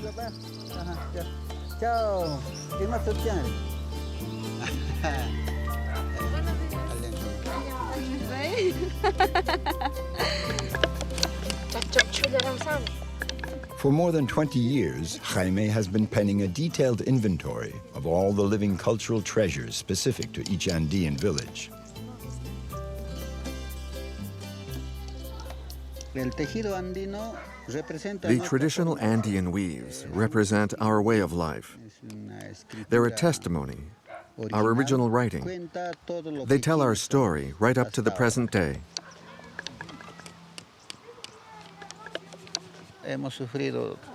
All the people of the Andes have suffered discrimination on account of the clothing, the color of skin, because of illiteracy. So we have suffered for all these reasons, and it's still going on. It's not something in the past. No. To avoid this discrimination, we've abandoned our own clothing and adopted other styles. But doing that is even worse. We disappear. We end up being nothing. Ahí tenemos uva rosada, uva blanca, casera, también tenemos zapallo, tomate, cebolla, manzana, durazno, blanquillo. We have chicken, wings, breasts, drumsticks, carcasses, necks. We have it all, dear customers. Pound of each. Here you are, my little lady. How's business? So-so. Perfect.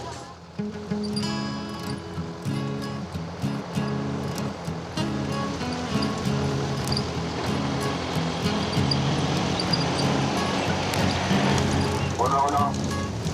A ver, caserita, tenemos fruta para sus niños, verdura para que cocinen, pollo, pescado, casera, granadilla, granada, sandía, tomate, zapallo, cebolla, zanahoria casera, tenemos pollo, ala, pecho, espinazo, cogote y cazuela, tenemos calentísimo.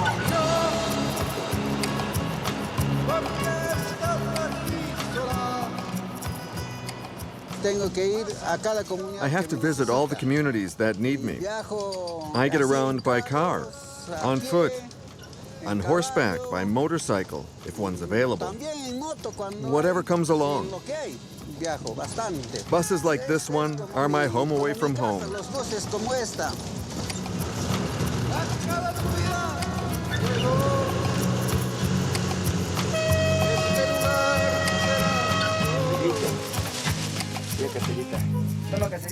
Más baja, vamos ahí. 4:30.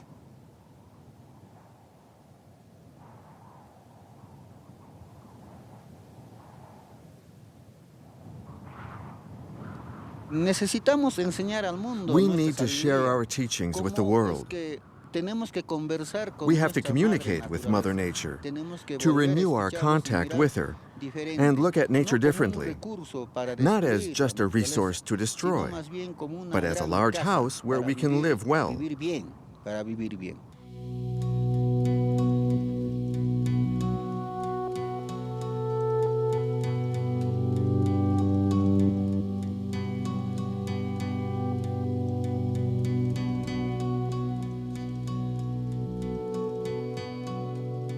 The mountains of Peru are full of treasures. For thousands of years, the locals in Majas have been working the salt pans carved out by their ancestors.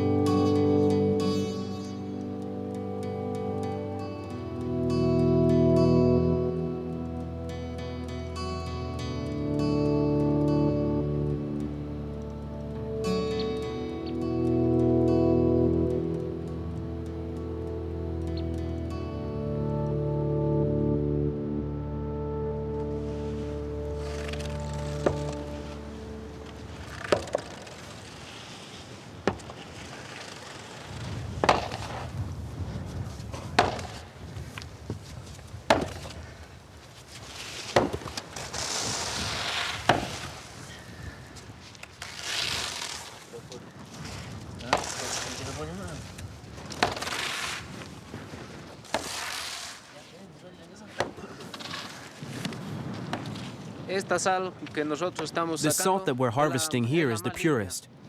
We use it for human consumption. It's called fleur de sel. Then we have another darker layer of salt that we scrape up last. We use it for fertilizer, for the plants, and also as medicine. It has good medicinal qualities. The 520 families of the community work together as a cooperative. They share the land and the work, respecting the Quechua system of mutual aid called Aini, strength in solidarity.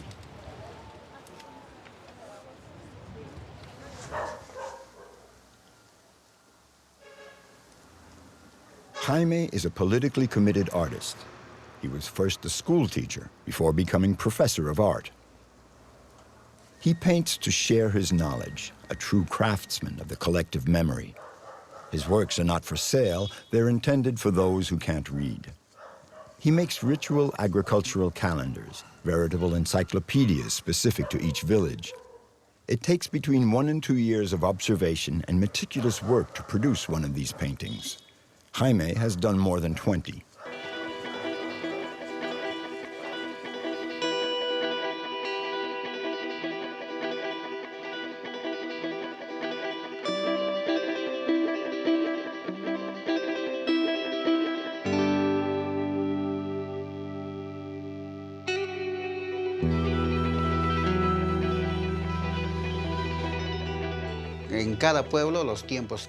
Each village has its own notion of time. Each community has its cycles and way of living, their way of making clothes, of building their houses, their own customs and traditions. So each village has its own calendar. It gives an overall view of our cosmovision, Andean, Quechua, Aymara, and Amazonian.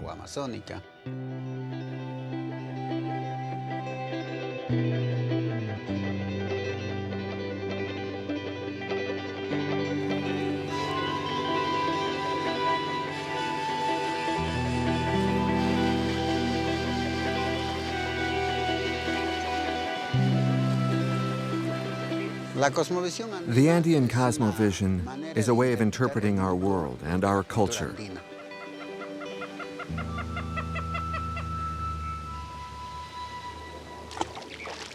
To get a clear picture of our cosmovision, think of a well. When you drop a pebble in, it makes waves that always go from the center outward.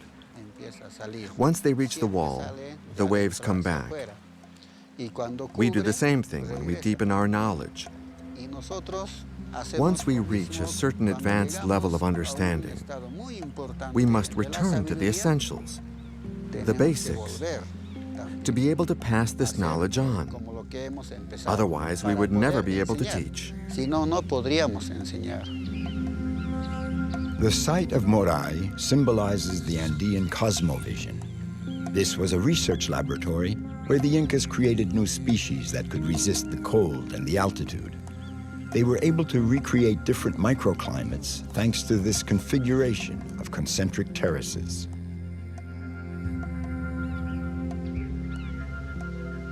If we were to use this site as it were used back then we'd produce better seeds for the whole world.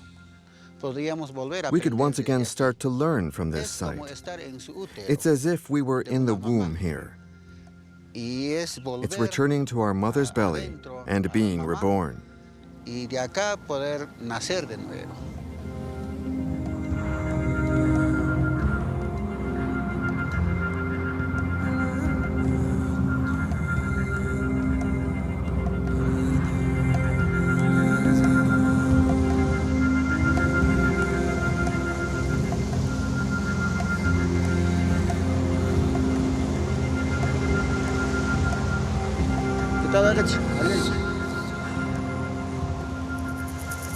Jaime is setting out for an encounter with a remote community, the Queros. Their village of Quicos, 4,200 meters up, has just recently been made accessible with a dirt road. Before, they were isolated from the rest of the world. The Queros are considered the last representatives of the Inca civilization.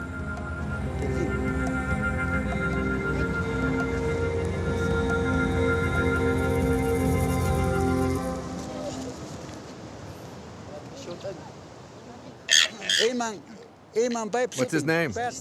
Mestiza. That's a fine alpaca. How often do you vaccinate them? Every 6 months.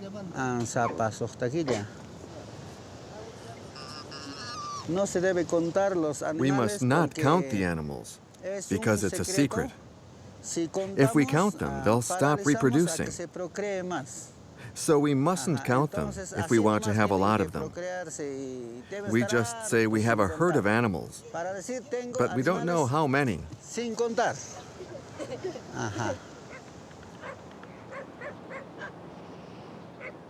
In the course of a year, Jaime will spend 1 week every month in this village.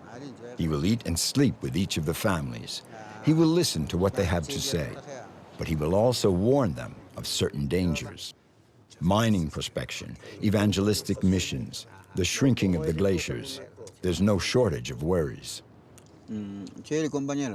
So, my brother, tell me about your life. We will speak and open our hearts to one another. There are new things that have come to our village. The road, lighting, electricity, they have opened our eyes. Things are better than before. Now we want to stay here. Those who leave, they leave to find work.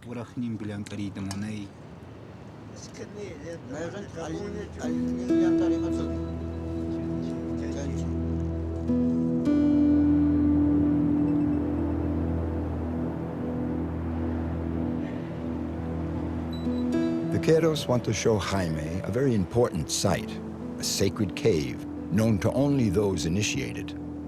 They're going to perform a ceremony there to help Jaime in his work.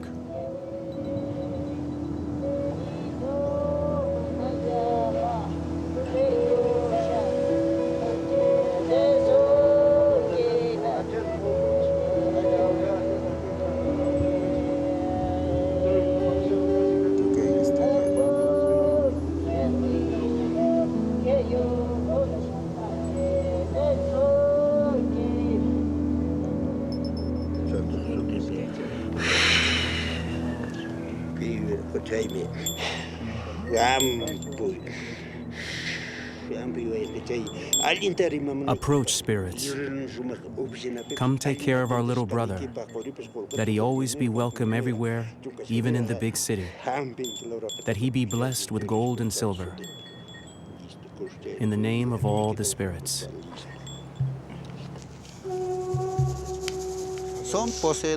They are the guardians of the teachings and acknowledged as the heirs of the last Inca communities, that age-old culture. They have the power to communicate with the mountains at all times.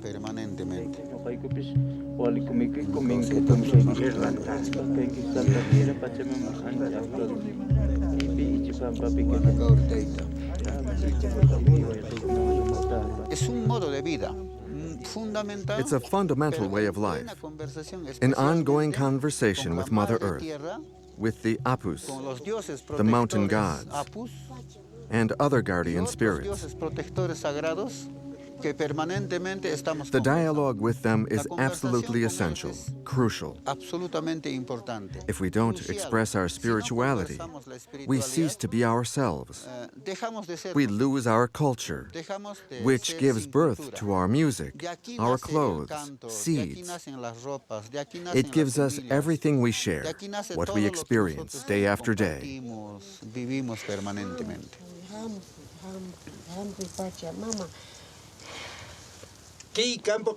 On our land, the land of the Keros, we don't use any chemical substances. Our potatoes and other produce are natural. This is why we perform ceremonies with offerings to the earth.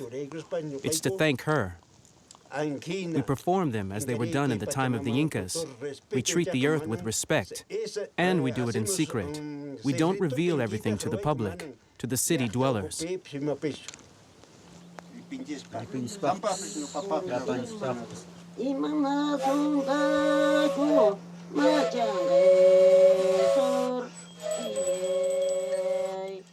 Dominga is the chosen one of the spirits.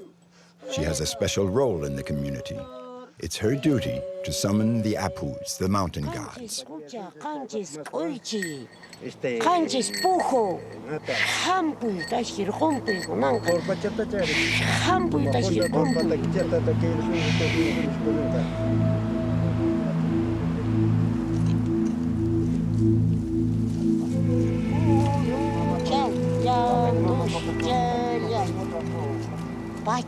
It's our Pachamama who gives us such beautiful potatoes. If she were not willing, we wouldn't harvest anything.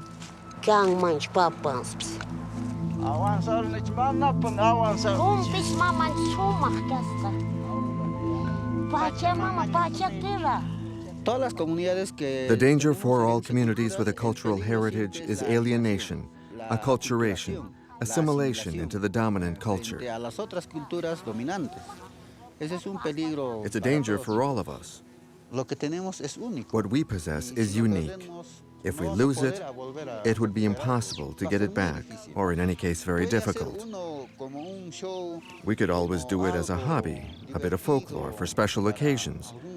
But to live it would be nearly impossible. It's a challenge.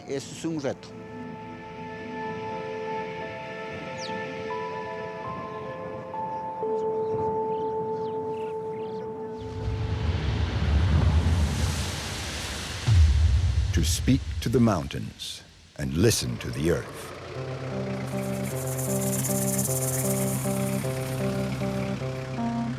In Peru, the ground trembles and the mountains rumble, in tune with the Pacific Ring of Fire.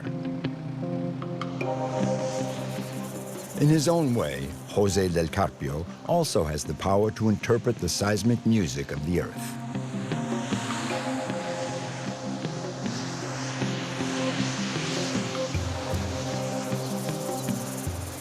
The Pinchoyo geyser, over 4,300 meters up, spits jets of steam heated in the bowels of the earth to over 85 degrees Celsius.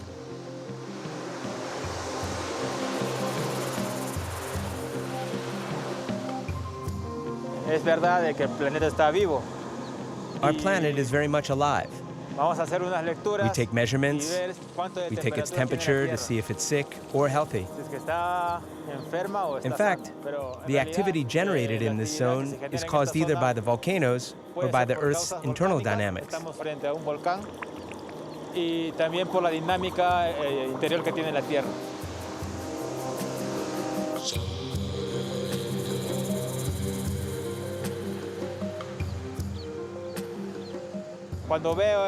When I see this type of phenomenon, like this geyser here, I think of it as a window to the inside of the Earth.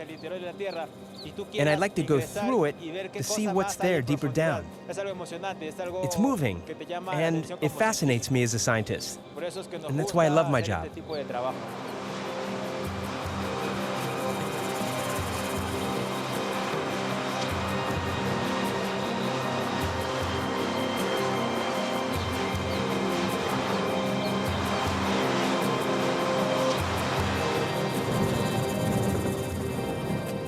Jose is a volcanologist at the IGP, the Institute of Geophysics of Peru. He's in charge of monitoring the seismic and volcanic activity in the southern part of the country. The region of Arequipa is home to all of Peru's active volcanoes.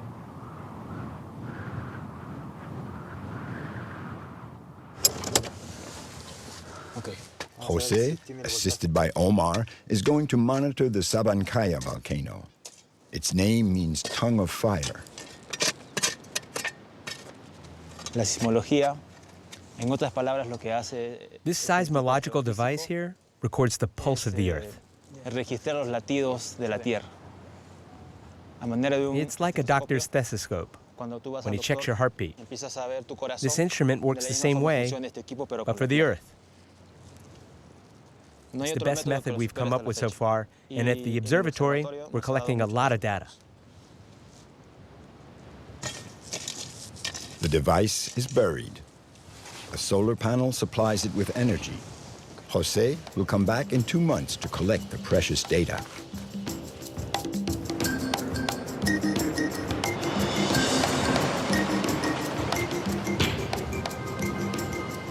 The Colca Canyon is the second deepest in the world, 3,200 meters from cliff edge to river, twice the depth of the Grand Canyon.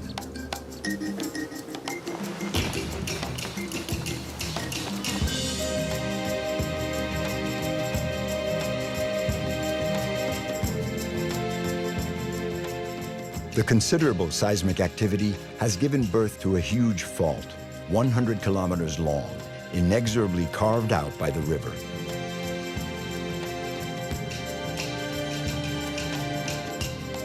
This geologist's paradise has also attracted condors. There are more than 40 nesting here. Their 3.5-meter wingspan allows them to soar effortlessly.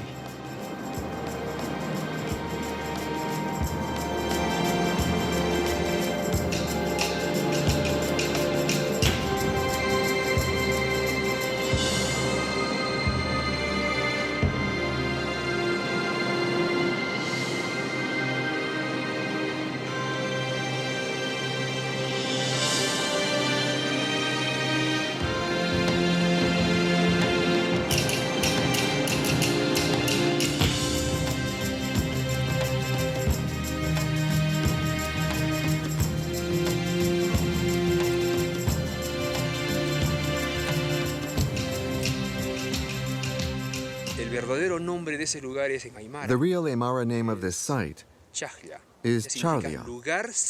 That means it's a sacred site where we worship a divinity. The condor was very important for the people here, and still is, even today, because it represents the world above, or the soul of a person after death. And where do souls live in the Andean beliefs? In the mountains. And where do condors live?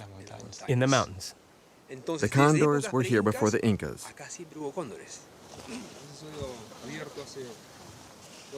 In Peru, the sight of nature driven by mysterious forces has always fascinated people. It fires the imagination and rekindles their beliefs. The Incas always considered mountains and volcanoes as sacred sites. During our expeditions, we've come upon mummies in fetal position at the bottom of ravines and inside craters, because they believed that volcanoes, as well as mountains, were the bowels of the earth. Placing their dead in these sacred sites was their way of sending them off to another life.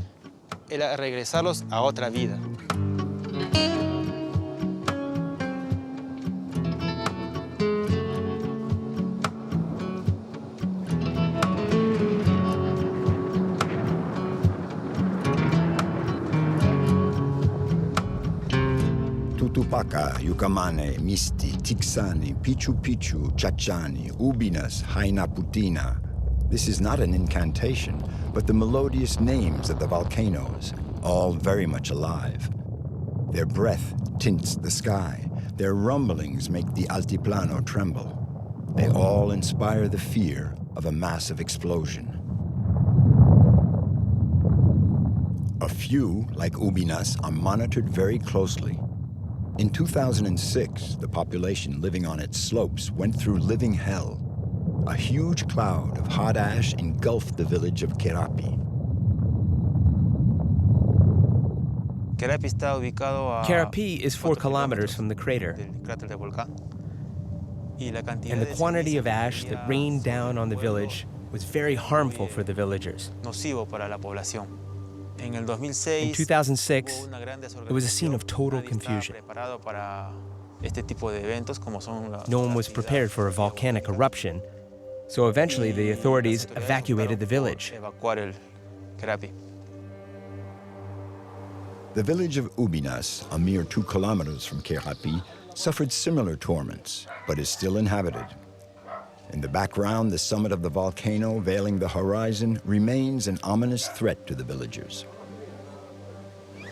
Jose visits once a month to discuss the risks of an eruption with the local authorities.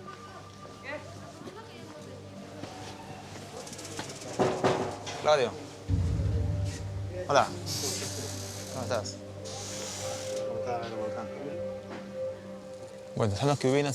Ubinas is in the orange alert zone on this risk chart. We're going to downgrade it to yellow alert. It will put the villagers more at ease, right? Yes. The people here are well aware of the danger. They respect your recommendations. Jose can always count on Melquiades, one of the villagers, to lend a helping hand. He's been climbing the volcano since he was 7. I'm always curious to climb up Ubinas and see what's down in the bottom of the crater. I've always liked that. I go up there a few times a week. I've gone up 3 or 4 times this month, all on my own. Nobody asked me to do it, but I wanted to see the crater lake. I'd never seen it. It's beautiful. It's one more experience, and I'll never forget it. What day did you go up? When did you see the lake? April 3rd.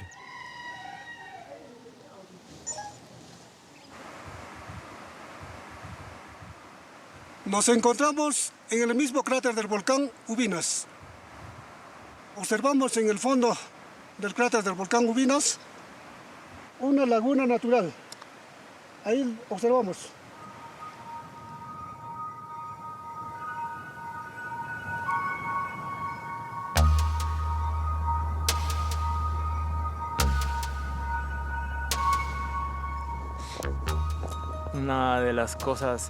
The most amazing thing about these expeditions up the volcanoes is working at high altitudes. The volcanoes we monitor here in Peru are around 6,000 meters above sea level.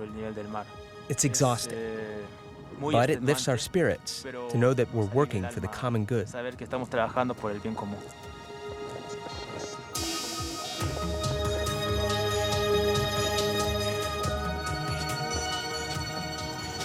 Climbing Ubinas is a breathtaking adventure in every sense of the word. At more than 5,600 meters, the air is very thin.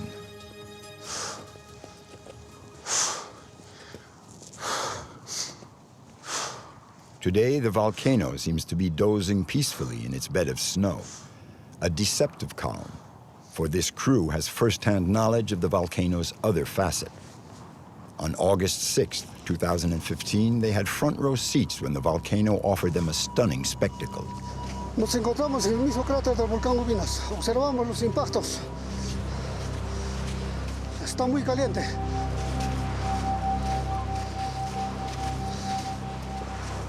La zona de bombas inmensas.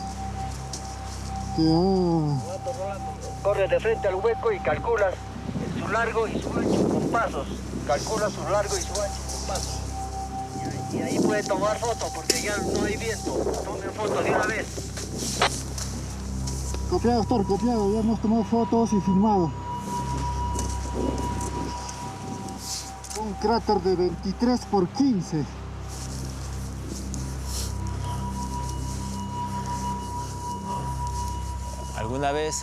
Once we were working in the volcano, and they warned us on the radio that the activity had jumped, and we were right there in the caldera.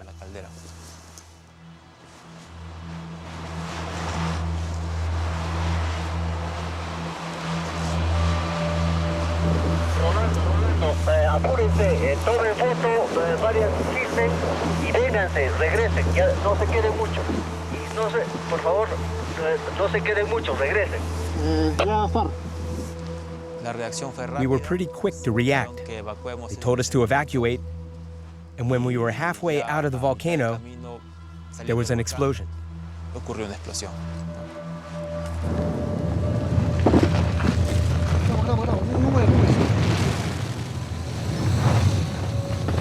Son las 8:48 minutos. Nuevamente hubo una gran explosión en el volcán Ubinas, así como estamos viendo en estas imágenes.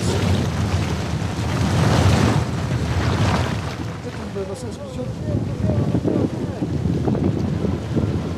Saca foto.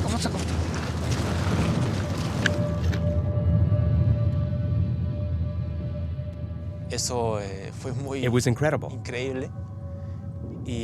We realized that the work we were doing in the observatory was beginning to produce results.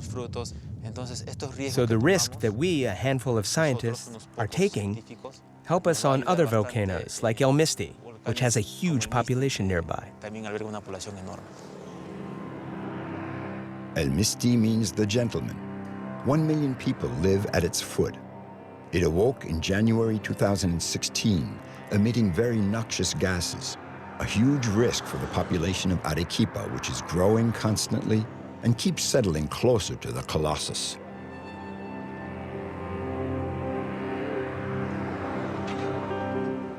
In a long-past geological era, an unimaginably powerful eruption provoked a huge wave of molten ash, a flow 18 kilometers long that is now quarried for stone.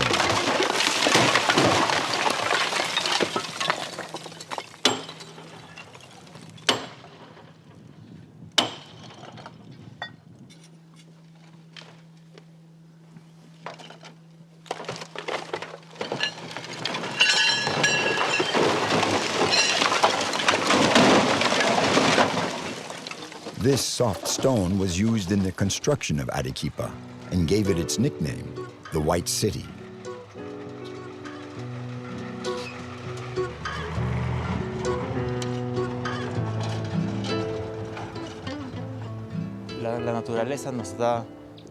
Nature gives us these incredible volcanic explosions, but at the same time, she leaves behind the material we need to rebuild. Over the decades, with all the seismic activity that has occurred in Arequipa, the cathedral was destroyed and rebuilt countless times. These are the two things that life offers. It gives, and then it takes away. And that's the essence of our existence.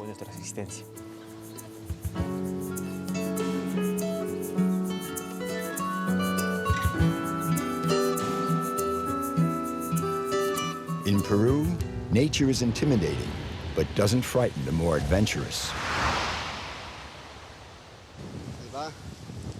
In this country, there are some men who dare take on the harsh elements.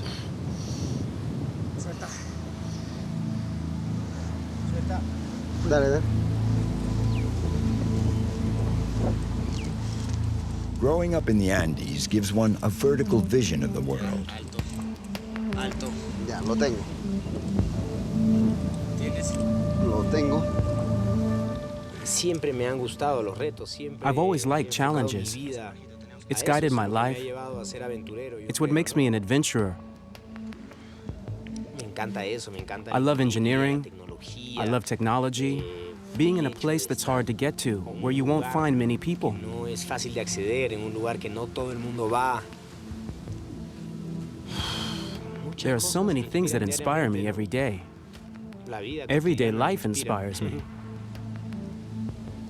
Welcome to the everyday world of Araoz Ferry, a man held aloft by his soaring imagination.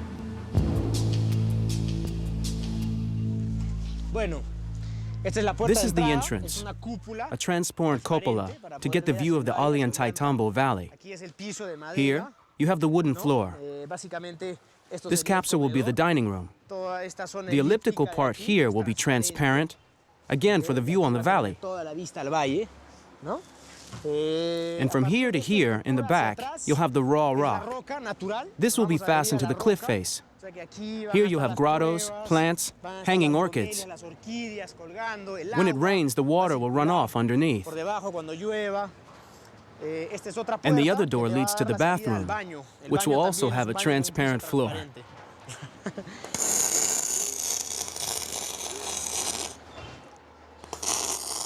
Artist, craftsman, and self-taught architect, Araoz has never abandoned his childhood dreams of fortresses and tree houses.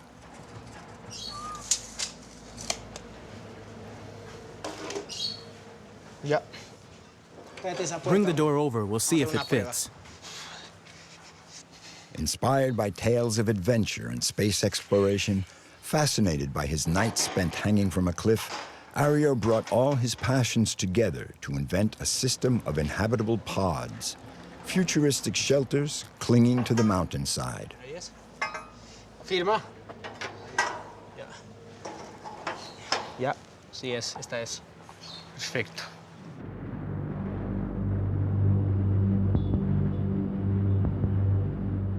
It's on a lush green slope of the sacred valley of the Incas that Araoz decided to hang his dream. A dream built on an unavoidable fact of life. Absolutely everything has to be backpacked up to the site. No roads, no trails to reach the pods nearly 400 meters up. A folly earned by sweat and toil.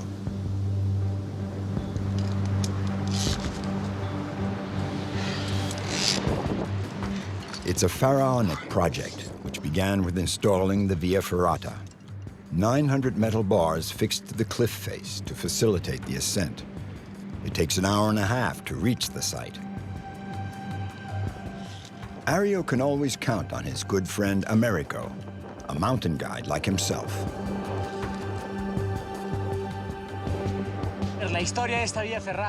The story of this Via Ferrata began when I first came to the valley. I was staggered by the beauty of the mountains here. There wasn't many mountain activities, and it seemed to me that the time was ripe to launch an original venture. I wanted to spend as much time as possible in the mountains. But with trips of several days, I was away from my family for too long.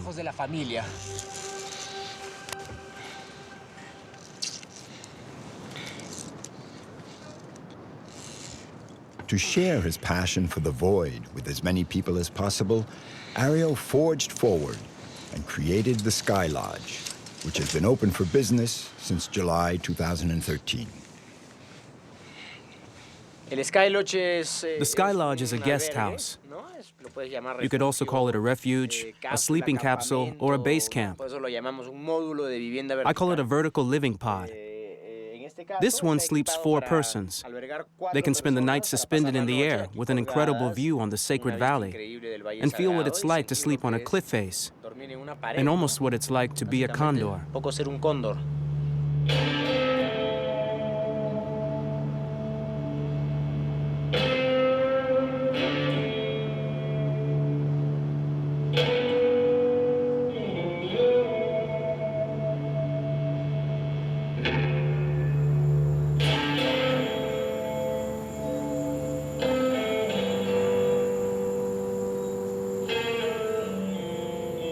2 of the 3 pods are for the brave guests. The third one is for the logistics, a sort of base camp when working on the site.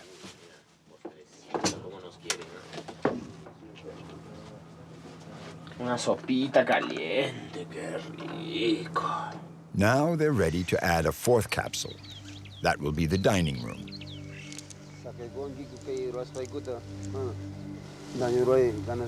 Please bless what we are making.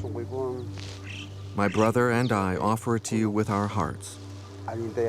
Watch over us. Gracias, Cuno. Le pedimos permiso para hacer un hueco. We kindly ask your permission to drill a hole.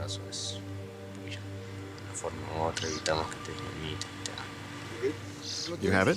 I've got a good hold. Brace yourself. I'm set. Vamos. It took Araoz 6 months of research to find the right cliff for his project.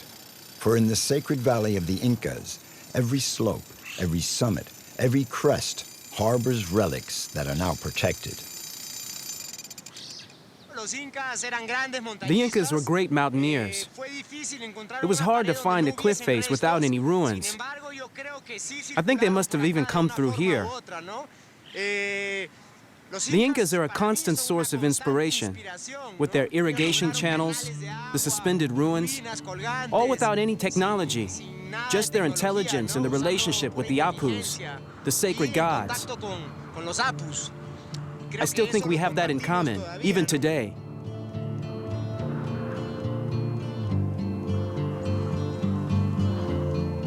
The Incas were master builders who overcame all the obstacles to living in the high mountains to better rule over the plains.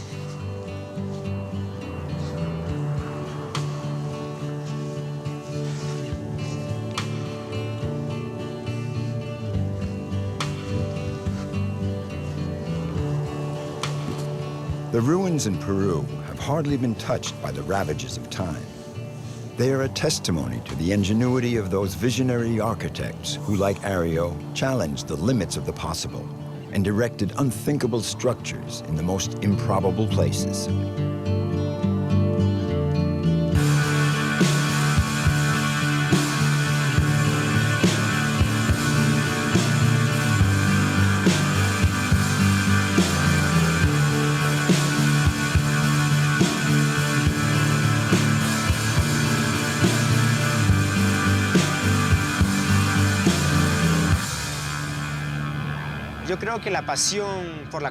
I think my passion for construction began with my first Lego set. That, plus I was living in a place where the only way to have anything was to make it yourself. We didn't have any money to buy things, and everything had to be brought in from far away. There weren't even any stores. So I've been doing this all my life. I've always built what I needed as I went along.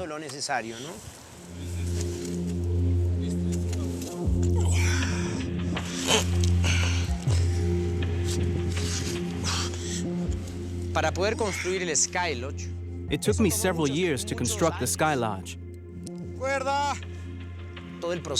First, we had to find the materials, which didn't exist in Peru at the time.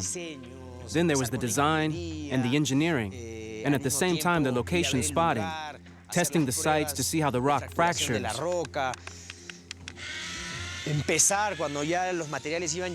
Then moving on to construction, finding the right people, soldering the aluminum. It was a whole process that evolved as it went along.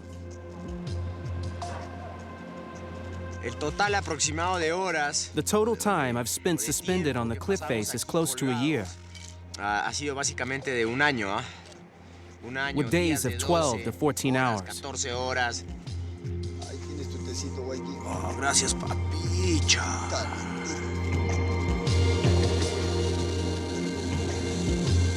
Yo creo que la pared y nosotros ya. My relationship with the cliff face is very larga, intense. Larga.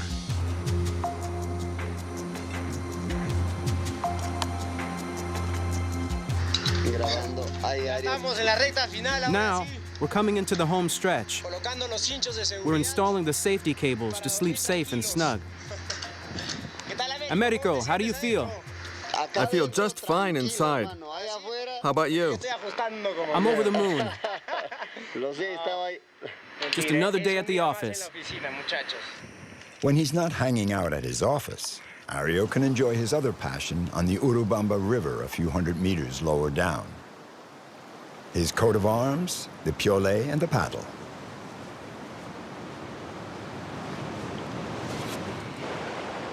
Driven by his lust for life and fueled by adrenaline, he still has the taste for risk and exploration acquired in his childhood when he capered about the peaks of the Cordillera Blanca.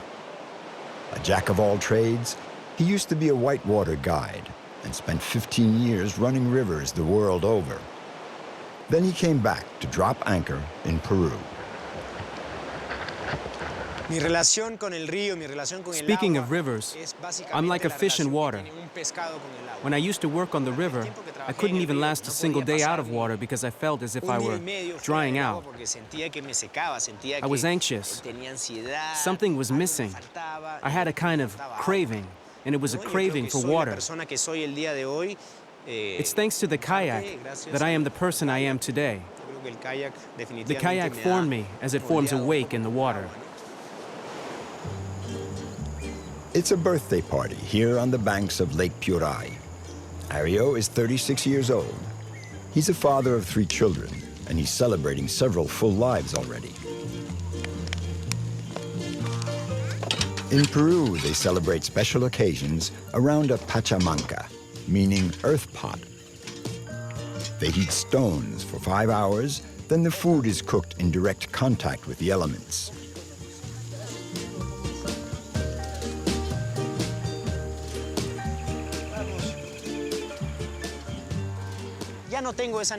I no longer feel I have to prove anything to anyone, not even to myself.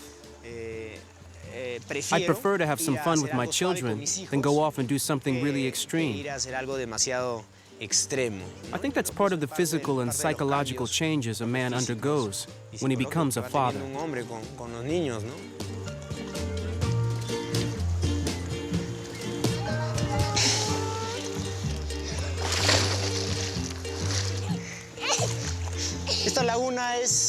This lake is a special place where I come to spend time with my family. It's an important place for me that largely inspired my next project. But I decided to install it up on Lake Titicaca because there's so much more space. We have room to move around. We can get a good distance away from the shore. There's an unobstructed view. It's a greater challenge up there. Ario, always bubbling over with ideas, is fine-tuning his next creation, the Aqua Lodge, a floating transparent capsule like a half bubble meant to drift following his whims on Peru's largest lake, another childhood dream that he will soon share with others. Meanwhile, he has to take care of his other children. The sleeping pods, exposed to the elements at an altitude of more than 3,000 meters, need a lot of maintenance. There's no end of work.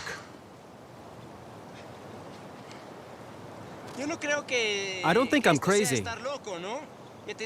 What's crazy is wasting your life staring at a computer 8 hours a day. For me, this is just fantastic. This is real living. Nature. This is what keeps us alive, what gives us energy and the will to go on.